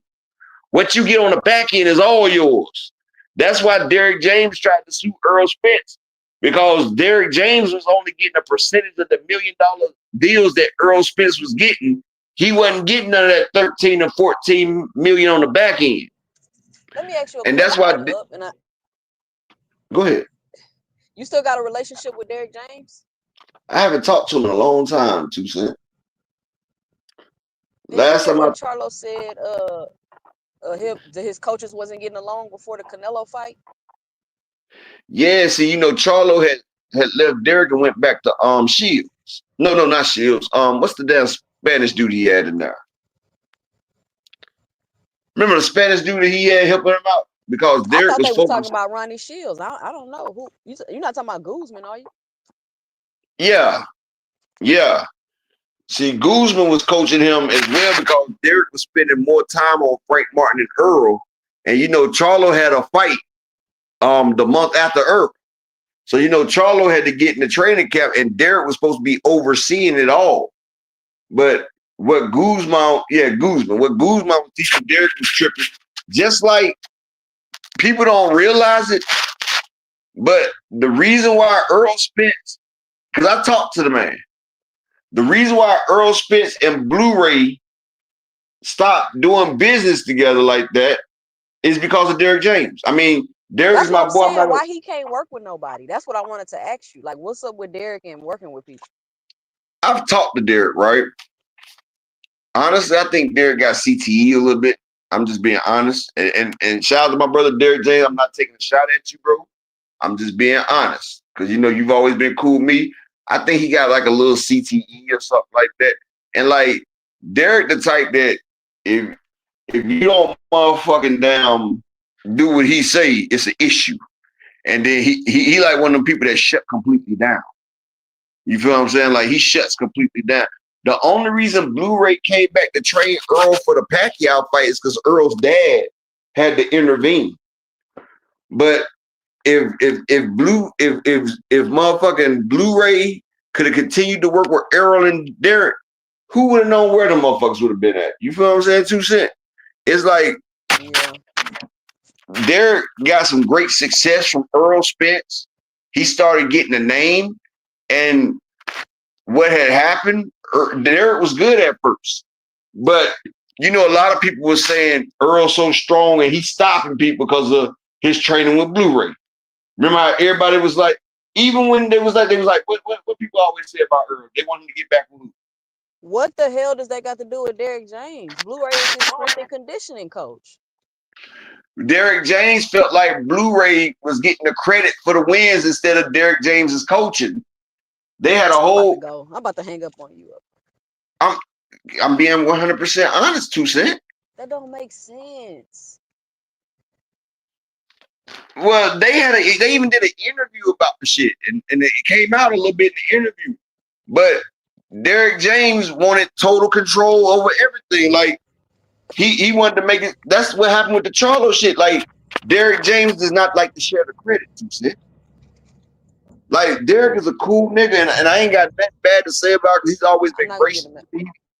He let me come into the gym and all that shit. But Derek James is egotistical, and you know, he believes his shit don't stink, and he believes that he's the star in the room. I'm sorry, and so he believes that his strength and conditioning coach. Is that what you're telling me? He let him have the white guy. Remember? You let me have one that's not as good as the one I had before? Because ego, that makes absolutely no sense. Are they together now, 2 Cent? No, I'm hearing. I'm not saying this. I don't believe it. I'm just saying like that thought process is just it's a little strange to me because it's almost saying you can get a strength and conditioning coach, but you can't get a good one. Okay, let me ask you this, 2 Cent, and I know you remember this, right? And I know you remember this. This is gonna make it all make sense to you. But like, oh shit!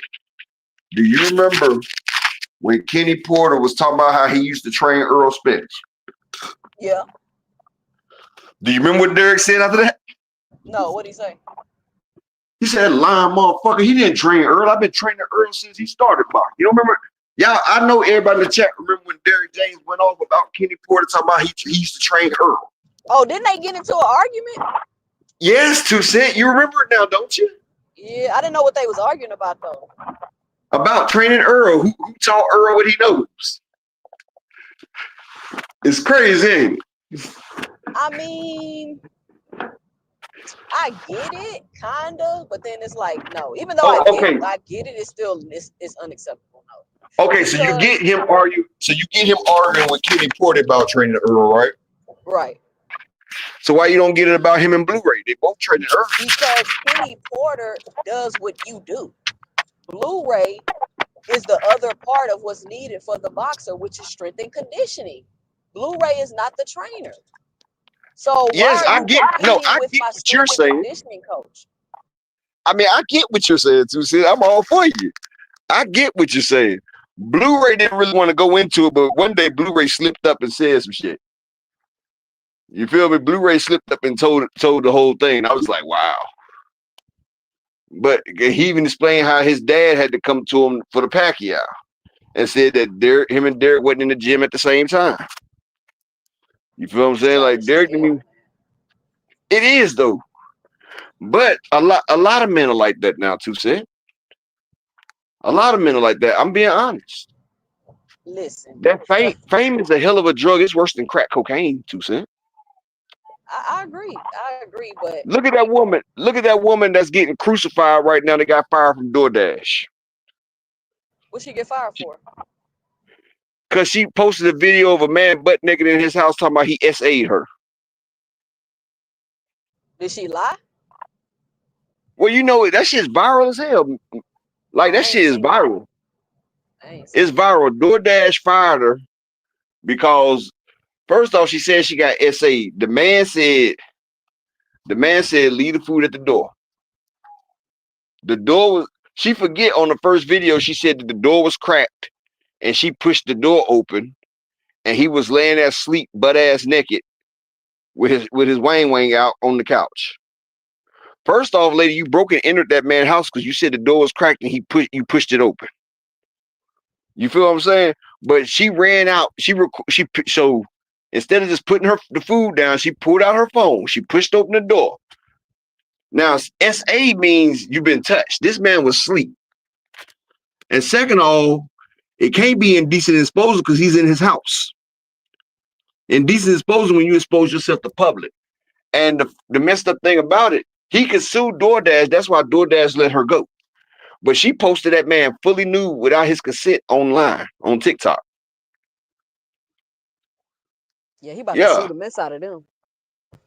Well, he got banned from DoorDash at first because, you know, from the story. But then after all this shit's coming out, it's about to be a whole mess up. Shit's been going on for like 2 weeks now. But that's what I'm saying. Fame is a drug. Like, people want to be internet famous so bad. You remember when Derrick James first came out, you couldn't even get an interview out of Derrick, remember? Yeah. Remember when Earl unified the championship? You start seeing all them damn interviews Derrick started doing. I mean, I thought that was just part of, you know, get out there, let's talk promotion. Ain't that what Eddie Hearns do? No, Eddie is complete. Nah, that ain't the same. Hold on, but you said, but hold on. He don't do no whole lot of interviews though, and he barely talk or answer any questions. No, he don't answer questions if you ask him questions that he don't want to answer. Derrick James at one point he had did like 5 interviews in 2 weeks. You feel me? And he be giving vague answers and all that shit. I was gonna say I don't watch Derrick James interviews like that. I ain't gonna lie to you. Every time I watch a Derrick James interview, I'm like, he ain't answering no question. Exactly, and he made an art of doing that. And you know, people was trying to get him on there because they thought they could crack the code and get him to talk. That was his mojo. But you remember, Derrick James changed his whole his whole thing. Then he had Charlo over there, and because he had Earl Spence, he had Ryan Garcia. Then he had Anthony Joshua. When he got Anthony Joshua, you couldn't tell Derrick James shit. And like I say, shout out to Derrick James, but the nigga snubbed me one time. Hey, but he did make Anthony Joshua look better, though. I ain't gonna lie. Yeah, he did. He has a good Mexican style boxing. You think he's a Hall of Fame trainer? I think he's a Hall of Fame. Yeah, trainer. Why not? He had a fighter that got 3 belts, and he took it. Yeah, and he took motherfucking Ryan Garcia to get his biggest win, even though it was controversy. Right. So yeah, why wouldn't he not be? So yeah, that whole situation with him and Blu-ray, that messed up Earl right there for real. And even that, right? And I see, and you know what? Now it makes sense why Earl might be like, nigga, I ain't finna pay you no extra nothing type shit. And see, that's why I never wanted to get into it, right? When you make shit difficult for people, like if you was pleasant to work with and you did shit and you was doing shit for the team, it wouldn't be a problem. But now my shit, you can always tell the fights where Earl had Blu-ray, right? He looked a whole lot different, didn't he? Man, he was stronger. That Ugas fight is the best I've ever seen Earl look. He was like a superhero. The way he was cut up, like he looked perfect. I think the best I've seen Earl was the Lamont Peterson fight. Like he was cut. Blu-ray like was saying Earl. I heard Blu-ray was like Earl don't like to do push-ups and all this other stuff. So that what it was too, or was it Derrick? No, they don't do weight training. Derrick don't allow his people to use weights. Well, he wouldn't allow Earl to use weights, and that was because Earl was already cutting so much motherfucking weight. And you know, muscles is heavy and fat. Muscle like that, yeah. Yeah, you know, muscles is heavy. Calisthenics, though, I could agree with Derrick on that. And then, all right, this is what Blu-ray told me, right? And then, as Earl started getting a little older, and Blu-ray said, I always had him weight cut right and all that shit, which he did. But Derrick, you know, he started complaining about, and see, I think the biggest picture, 2 Cent, and I might be out of bounds for speaking this, it was over money. Because Blu-ray was getting paid a nice little sum. He wasn't getting paid more than Derek, but it was comparable. You feel what I'm saying? And most good, and people don't realize, what the hell but does that got to do with Derek James? He not paying. Because Derek James feel like, okay, 2 Cent, check this out, right? You have a lot of amount of money that you spend on your team, right? For your training camp and shit, right? You about to learn it anyway, but for your training camp, well, you train your own kid. But for your training camp, you have a certain amount of budget that you spend on your I ain't working for free. No, I'm just playing. Go ahead. You working for the betterment of your family. Yeah, I was joking. Go ahead. I know, twin. Who you talking to? But what I'm saying, fighters have an allocated amount of money that they spend, right? For their training camp. You got the coach's money. You got the personal trainer's money, right? Hey, BZ, salute. So you got the coach's money. You got the fighters. You got the trainer's money. You also got the money that you spend on sparring. Now, when Blu-ray stopped working there, and they got that other strength and conditioning trainer, right? His price was a lot lower than Blu-ray. So if that's less money going to the strength and conditioning, guess who that goes to? That's not how that works, up. That's not how that works. Whatever your price is, boom, I pay you. I don't pay you more because I'm paying my strength and conditioning coach less. You must then read Derek James's affidavit when he was trying to sue Earl. No, I didn't read it.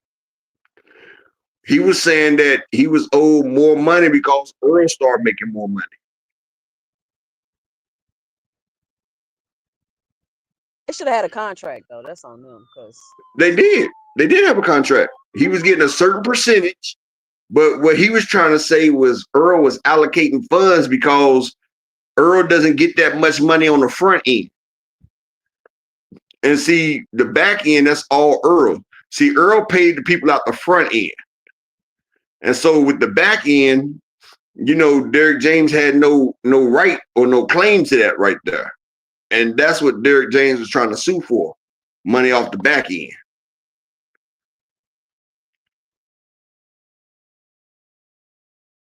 That's crazy because they really painted Earl out to be the bad guy about this situation.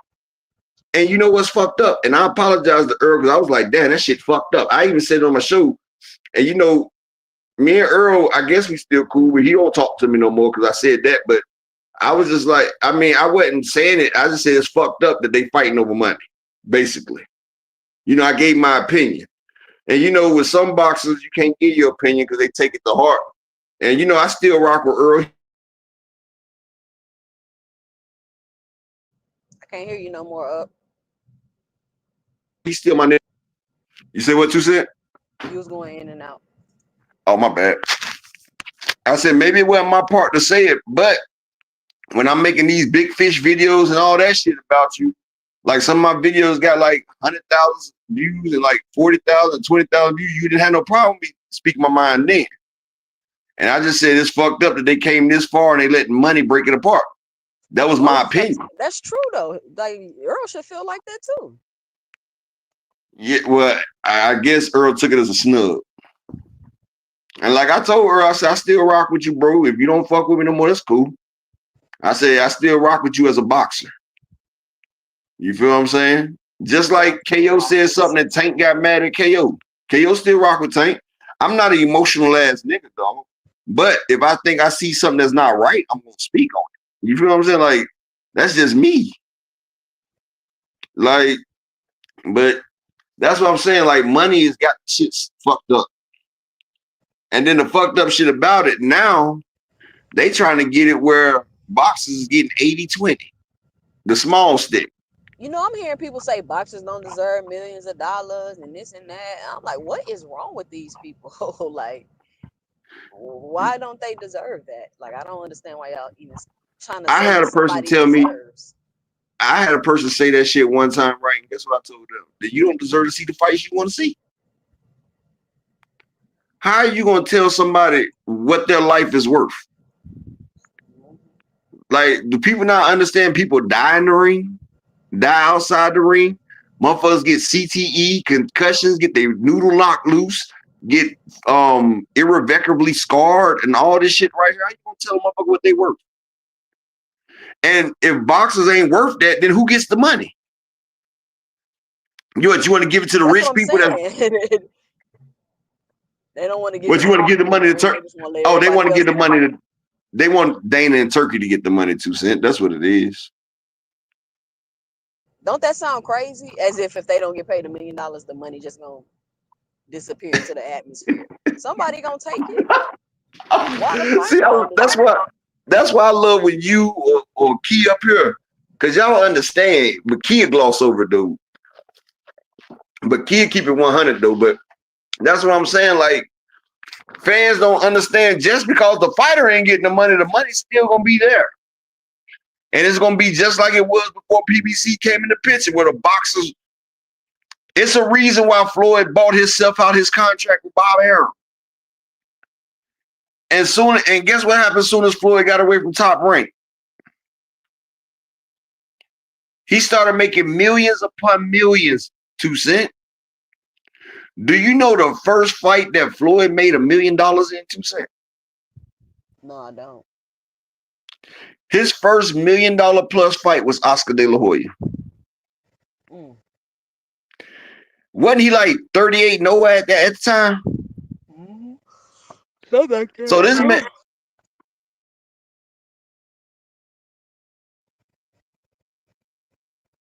And wasn't getting paid. I said, this man put in all this work and wasn't getting paid. As soon as he left the slave drivers, he started getting paid.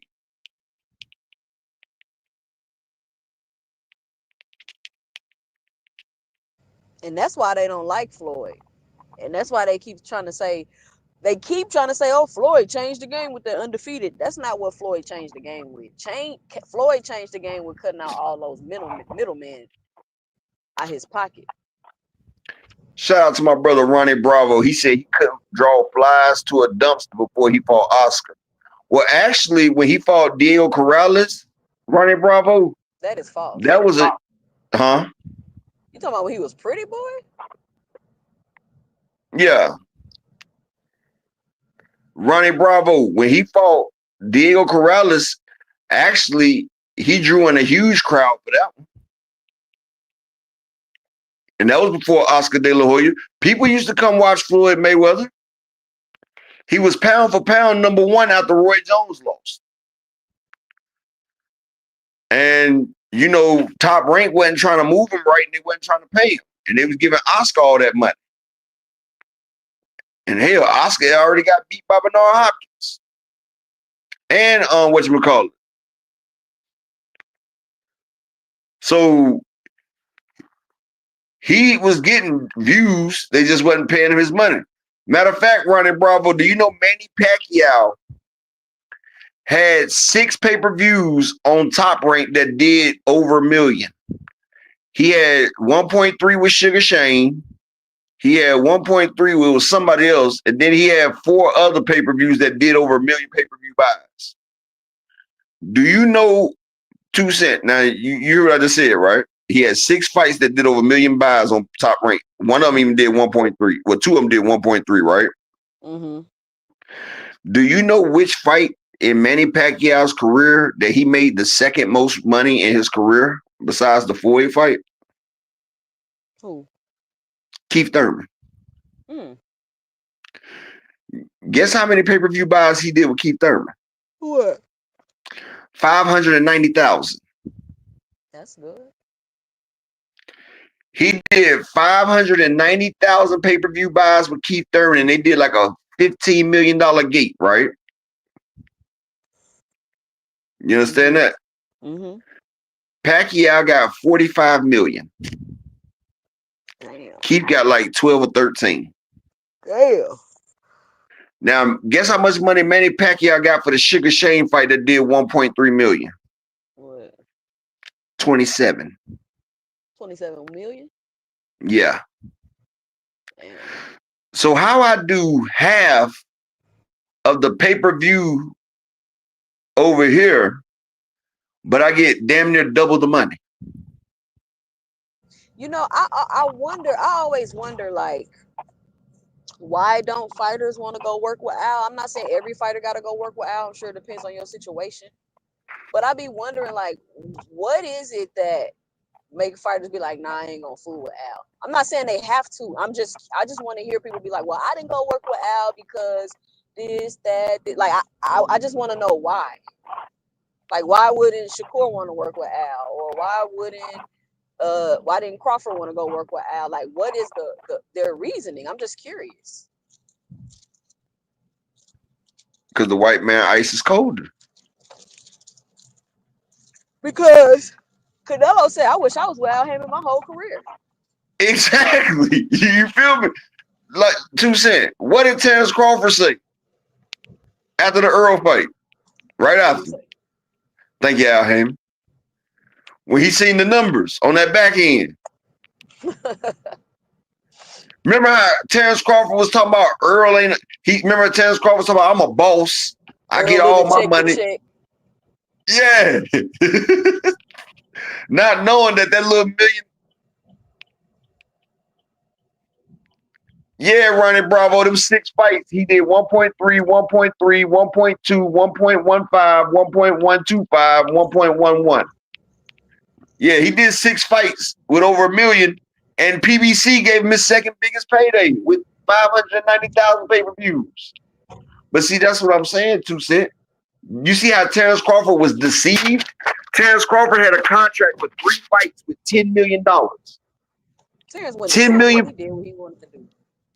No, listen, he got $10 million for 3 fights.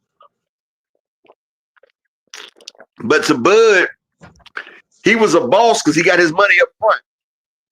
And Earl, he only getting $1 million up front. Terrence wasn't thinking about that motherfucking back end, 2 Cent. And see, I think they didn't think it was real. what he saying now? Shit. But this is why people don't go to. I'm gonna tell you why people don't go to Al and PBC, 2 Cent. Because everybody don't get that. That's true. Do you think? Do you think? I'm talking like think somebody of Crawford's caliber, though? Yo, if Crawford would have been at PBC, they would have marketed him and raised him right, and he would have been a star. Bob Arum doesn't know how to promote black fighters. People ain't realized that yet. I don't. He's good. I just don't want to, because you telling me Eddie Hearn can come from a whole different country and promote a black fighter, but Al. Well, Bob Al, don't. Bob Arum Bob's a small hat. He ain't trying to put no. See, this is what people don't understand about Bob Arum. He doesn't want you to get too big, because then that's too much money he has to pay you. See how he kept trying to he had to devalue Shakur a little bit. See, Bob want to keep you in his pocket, keep you in that little niche. And a lot of people don't go to Al Haymon and PBC because they don't sell.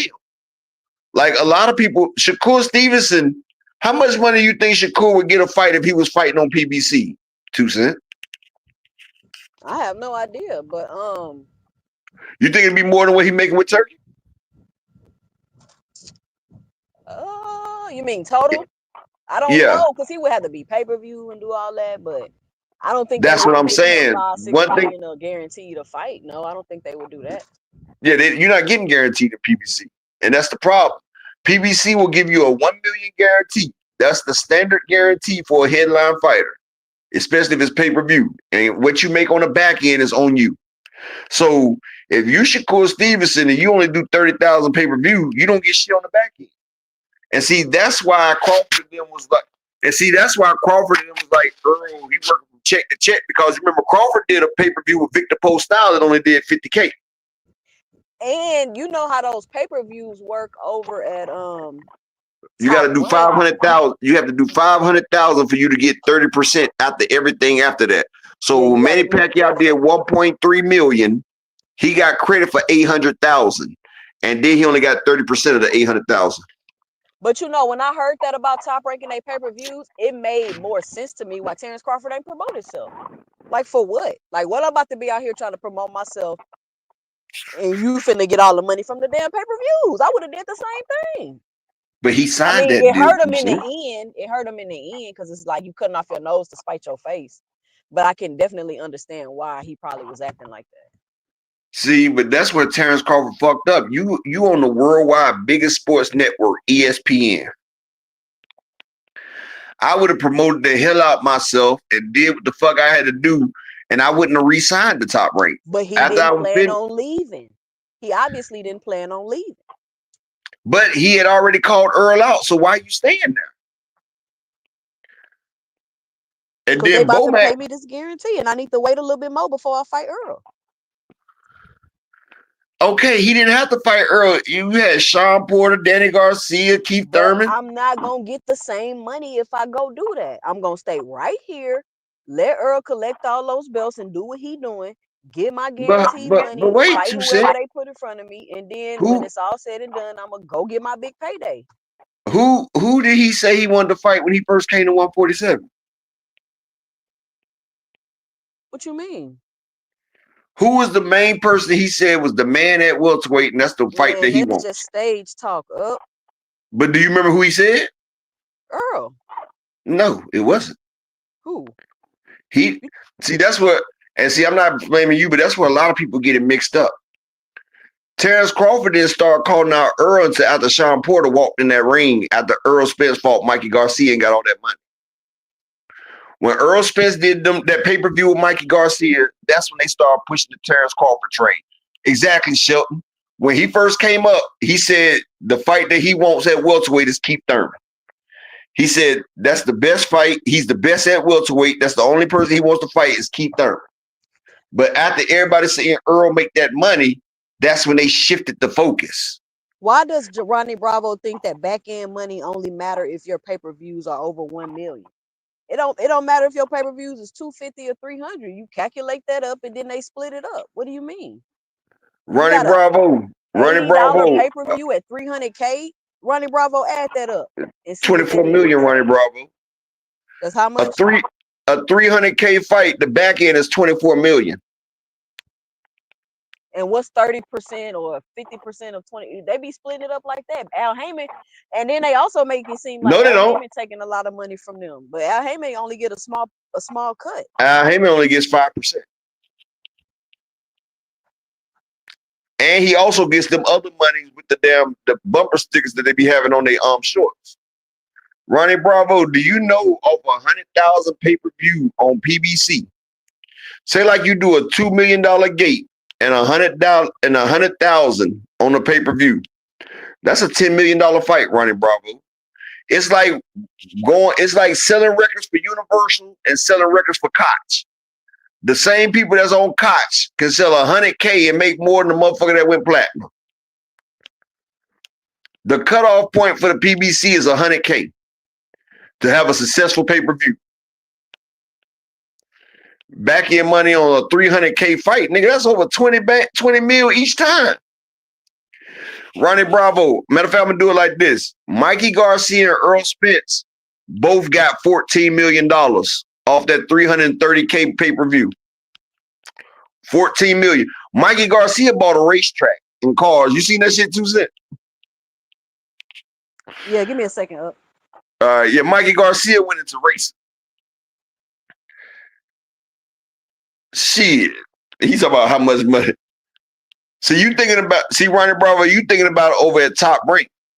300K fight at Top Rank won't get you shit.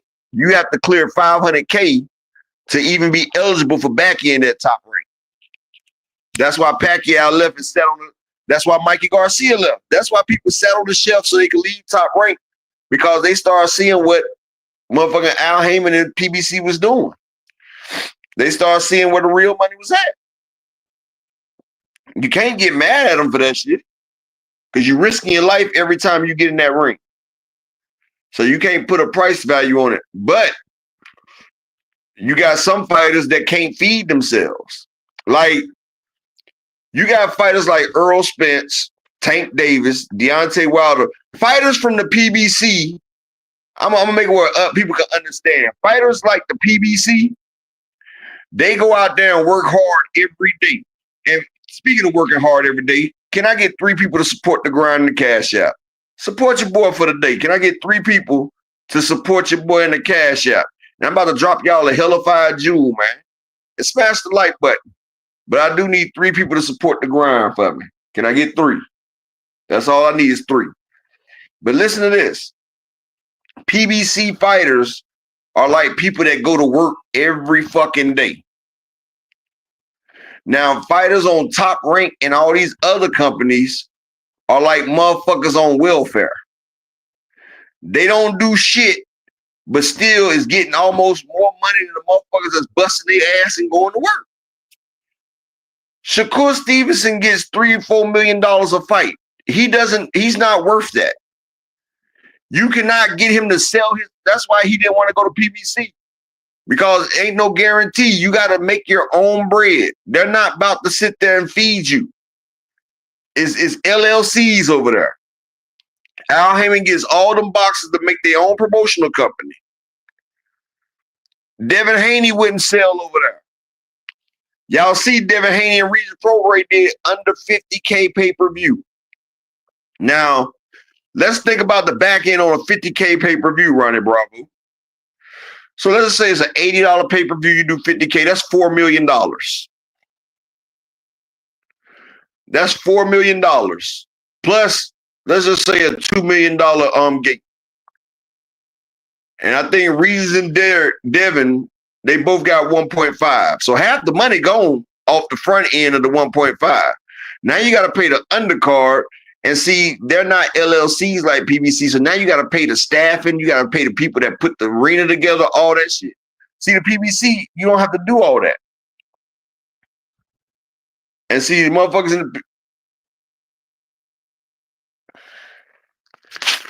Ronnie Bravo, he was paying his trainer, bro. Ronnie Bravo, Derek James signed the contract to get the money. And Derek James was actually getting paid pretty good. What Derek James, and like I say, I'm cool with Derek and them, but Derek James was pocket watching. Derek James was seeing all the money that Earl Spence was getting on the back end, and he thought he was entitled to that. That's just like if I'm married and, well, I am married, but if I wasn't married to my wife and this woman wanted what I'm making over here instead of what is the marital assets, no. And see, another thing, I don't even understand, because see, you know, Earl got the small up front. And you know, the small up front is what you get taxed on, what you got to pay people out of, the percentages of shit. And the back end, that's you. That's why Adrian Broner, you know, he almost put Al Heyman under the gun when he was talking about how Al Heyman be looking out for him and shit. You feel what I'm saying? How Al Heyman be looking out for him with his finances and shit with all them baby mamas. See, the baby mamas couldn't really get a hold of Adrian Broner's money because he was getting so little up front.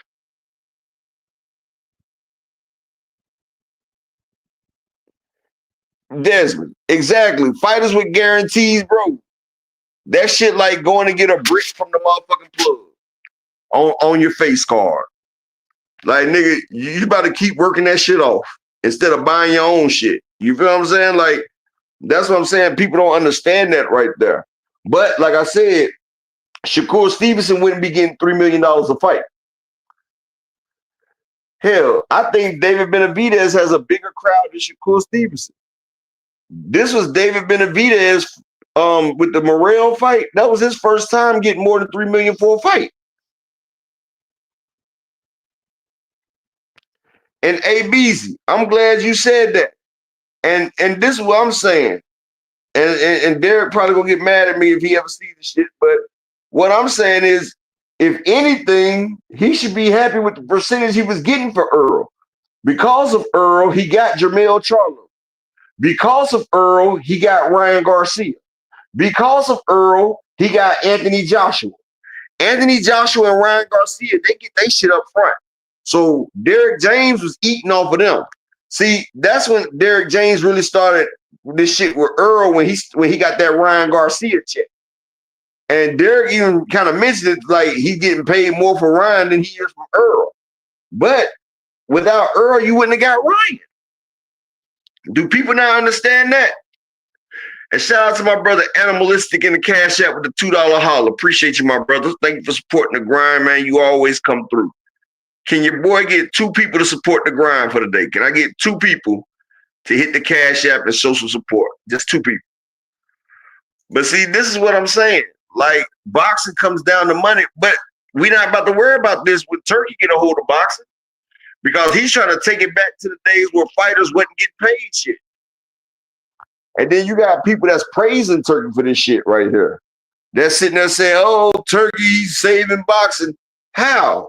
Well, they're taking 80% of the revenue and only giving up 20. Do y'all know that they only giving up $500,000 for a title fight? Come on, man. Like, y'all niggas better wake the fuck up, bro. Like, people don't understand what's really happening in the state of boxing and what's really going on. But shit. Oh, Ty about to come on. Well, man, I appreciate everybody that came through today. Y'all make sure y'all go check out Jab Queen. She about to do a show in about 10 minutes. Y'all make sure y'all go over there, show some support. Her shit growing. And shout out to my boy Ronnie Bravo, Desmond Johnson, A. Beasy, my nigga Shelton in the motherfucking building. Slogan, motherfucking Knight Rider, peace and blessings, Will T in the building. Sonny Augustine, Liquormore brother, the beautiful Deezy Sanchez. I don't even know. Hey, and that KMS23, I don't even know who you is, bro, because they fucked your name up. So I don't even know who you is, bro, for real. Like, I can't tell because they fucking everybody's name up today. You feel me? But Big Bob Guns and shit, salute my brother. Peace and blessings to you. Man, shout out to all y'all that came through, man. Shout out to all y'all for showing love, man. The ones that supported the Cash App. I appreciate y'all, bro. But y'all make sure y'all go show motherfucking Jab Queen some motherfucking support. I appreciate y'all, man. Much love, peace, and blessings to everybody in the motherfucking building. And y'all know Up about to go get smoked out, and I'm about to go cook out. They want that smoke, bitch, I got it for 'em. They want that smoke, bitch, I got it for 'em. They want that smoke, you know I blow it. They call me Sunny Monster for a reason. I'm really dripping, leave a nigga bleeding. I get to squeeze and leave a nigga. They want that smoke, bitch, I got it for 'em. They want that smoke, bitch, I got it for 'em. They want that smoke, you know I blow it. They call me Sunny Monster for a reason. I'm really dripping, leave a nigga bleeding. I get to squeeze and leave a nigga bleeding. Raw Molly got me all up in demon mode. Mouth moving like I done put clean in my nose. Trying to catch me up, I can leave with some hoes. He standing straight up, watch I make him lean with this pole. Would've thought he was close, how that heat made him fold. Thought it was a game, he won't think no more. His brain's gone, nigga. It be exciting when I get to striking. Guns sound like thunder, hit you like lightning. Fight for your life, we don't do no fighting. We really hit it, nigga. We worse than savage, they calling us Vikings. Police be riding, we still be sliding. Told you we hitters, remember the time. They want that smoke, bitch, I got it for 'em. They want that smoke, bitch, I got it for 'em. They want that smoke, you know I blow it. They call me Sunny Monster for a reason. I'm really dripping, leave a nigga bleeding. I get to squeeze and leave a nigga bleeding. They want that smoke, bitch, I got it for 'em. They want that smoke, bitch, I got it for 'em. They want that smoke, you know I blow it. They call me Sunny Monster for a reason. I'm really dripping, leave a nigga bleeding. I get to squeeze and leave a nigga bleeding. How about I leave them holding like the Bible? AR-15, that's a high-pound rifle. A in the army and assassinate rivals. Break that shit down, nigga. AK to anybody, kill him. Hop out, get the drilling and spilling. Stay on point, 6-2, gon' split him. LN, that's for any fuck nigga. You a plug, then I'm pulling up, nigga. You my lunch, eat these bullets for dinner. 5 boys sell, eat them up, eat them up. SK, smoke killer for show. Drum rounds and cripple ops, Draco. I got them all, you don't want no.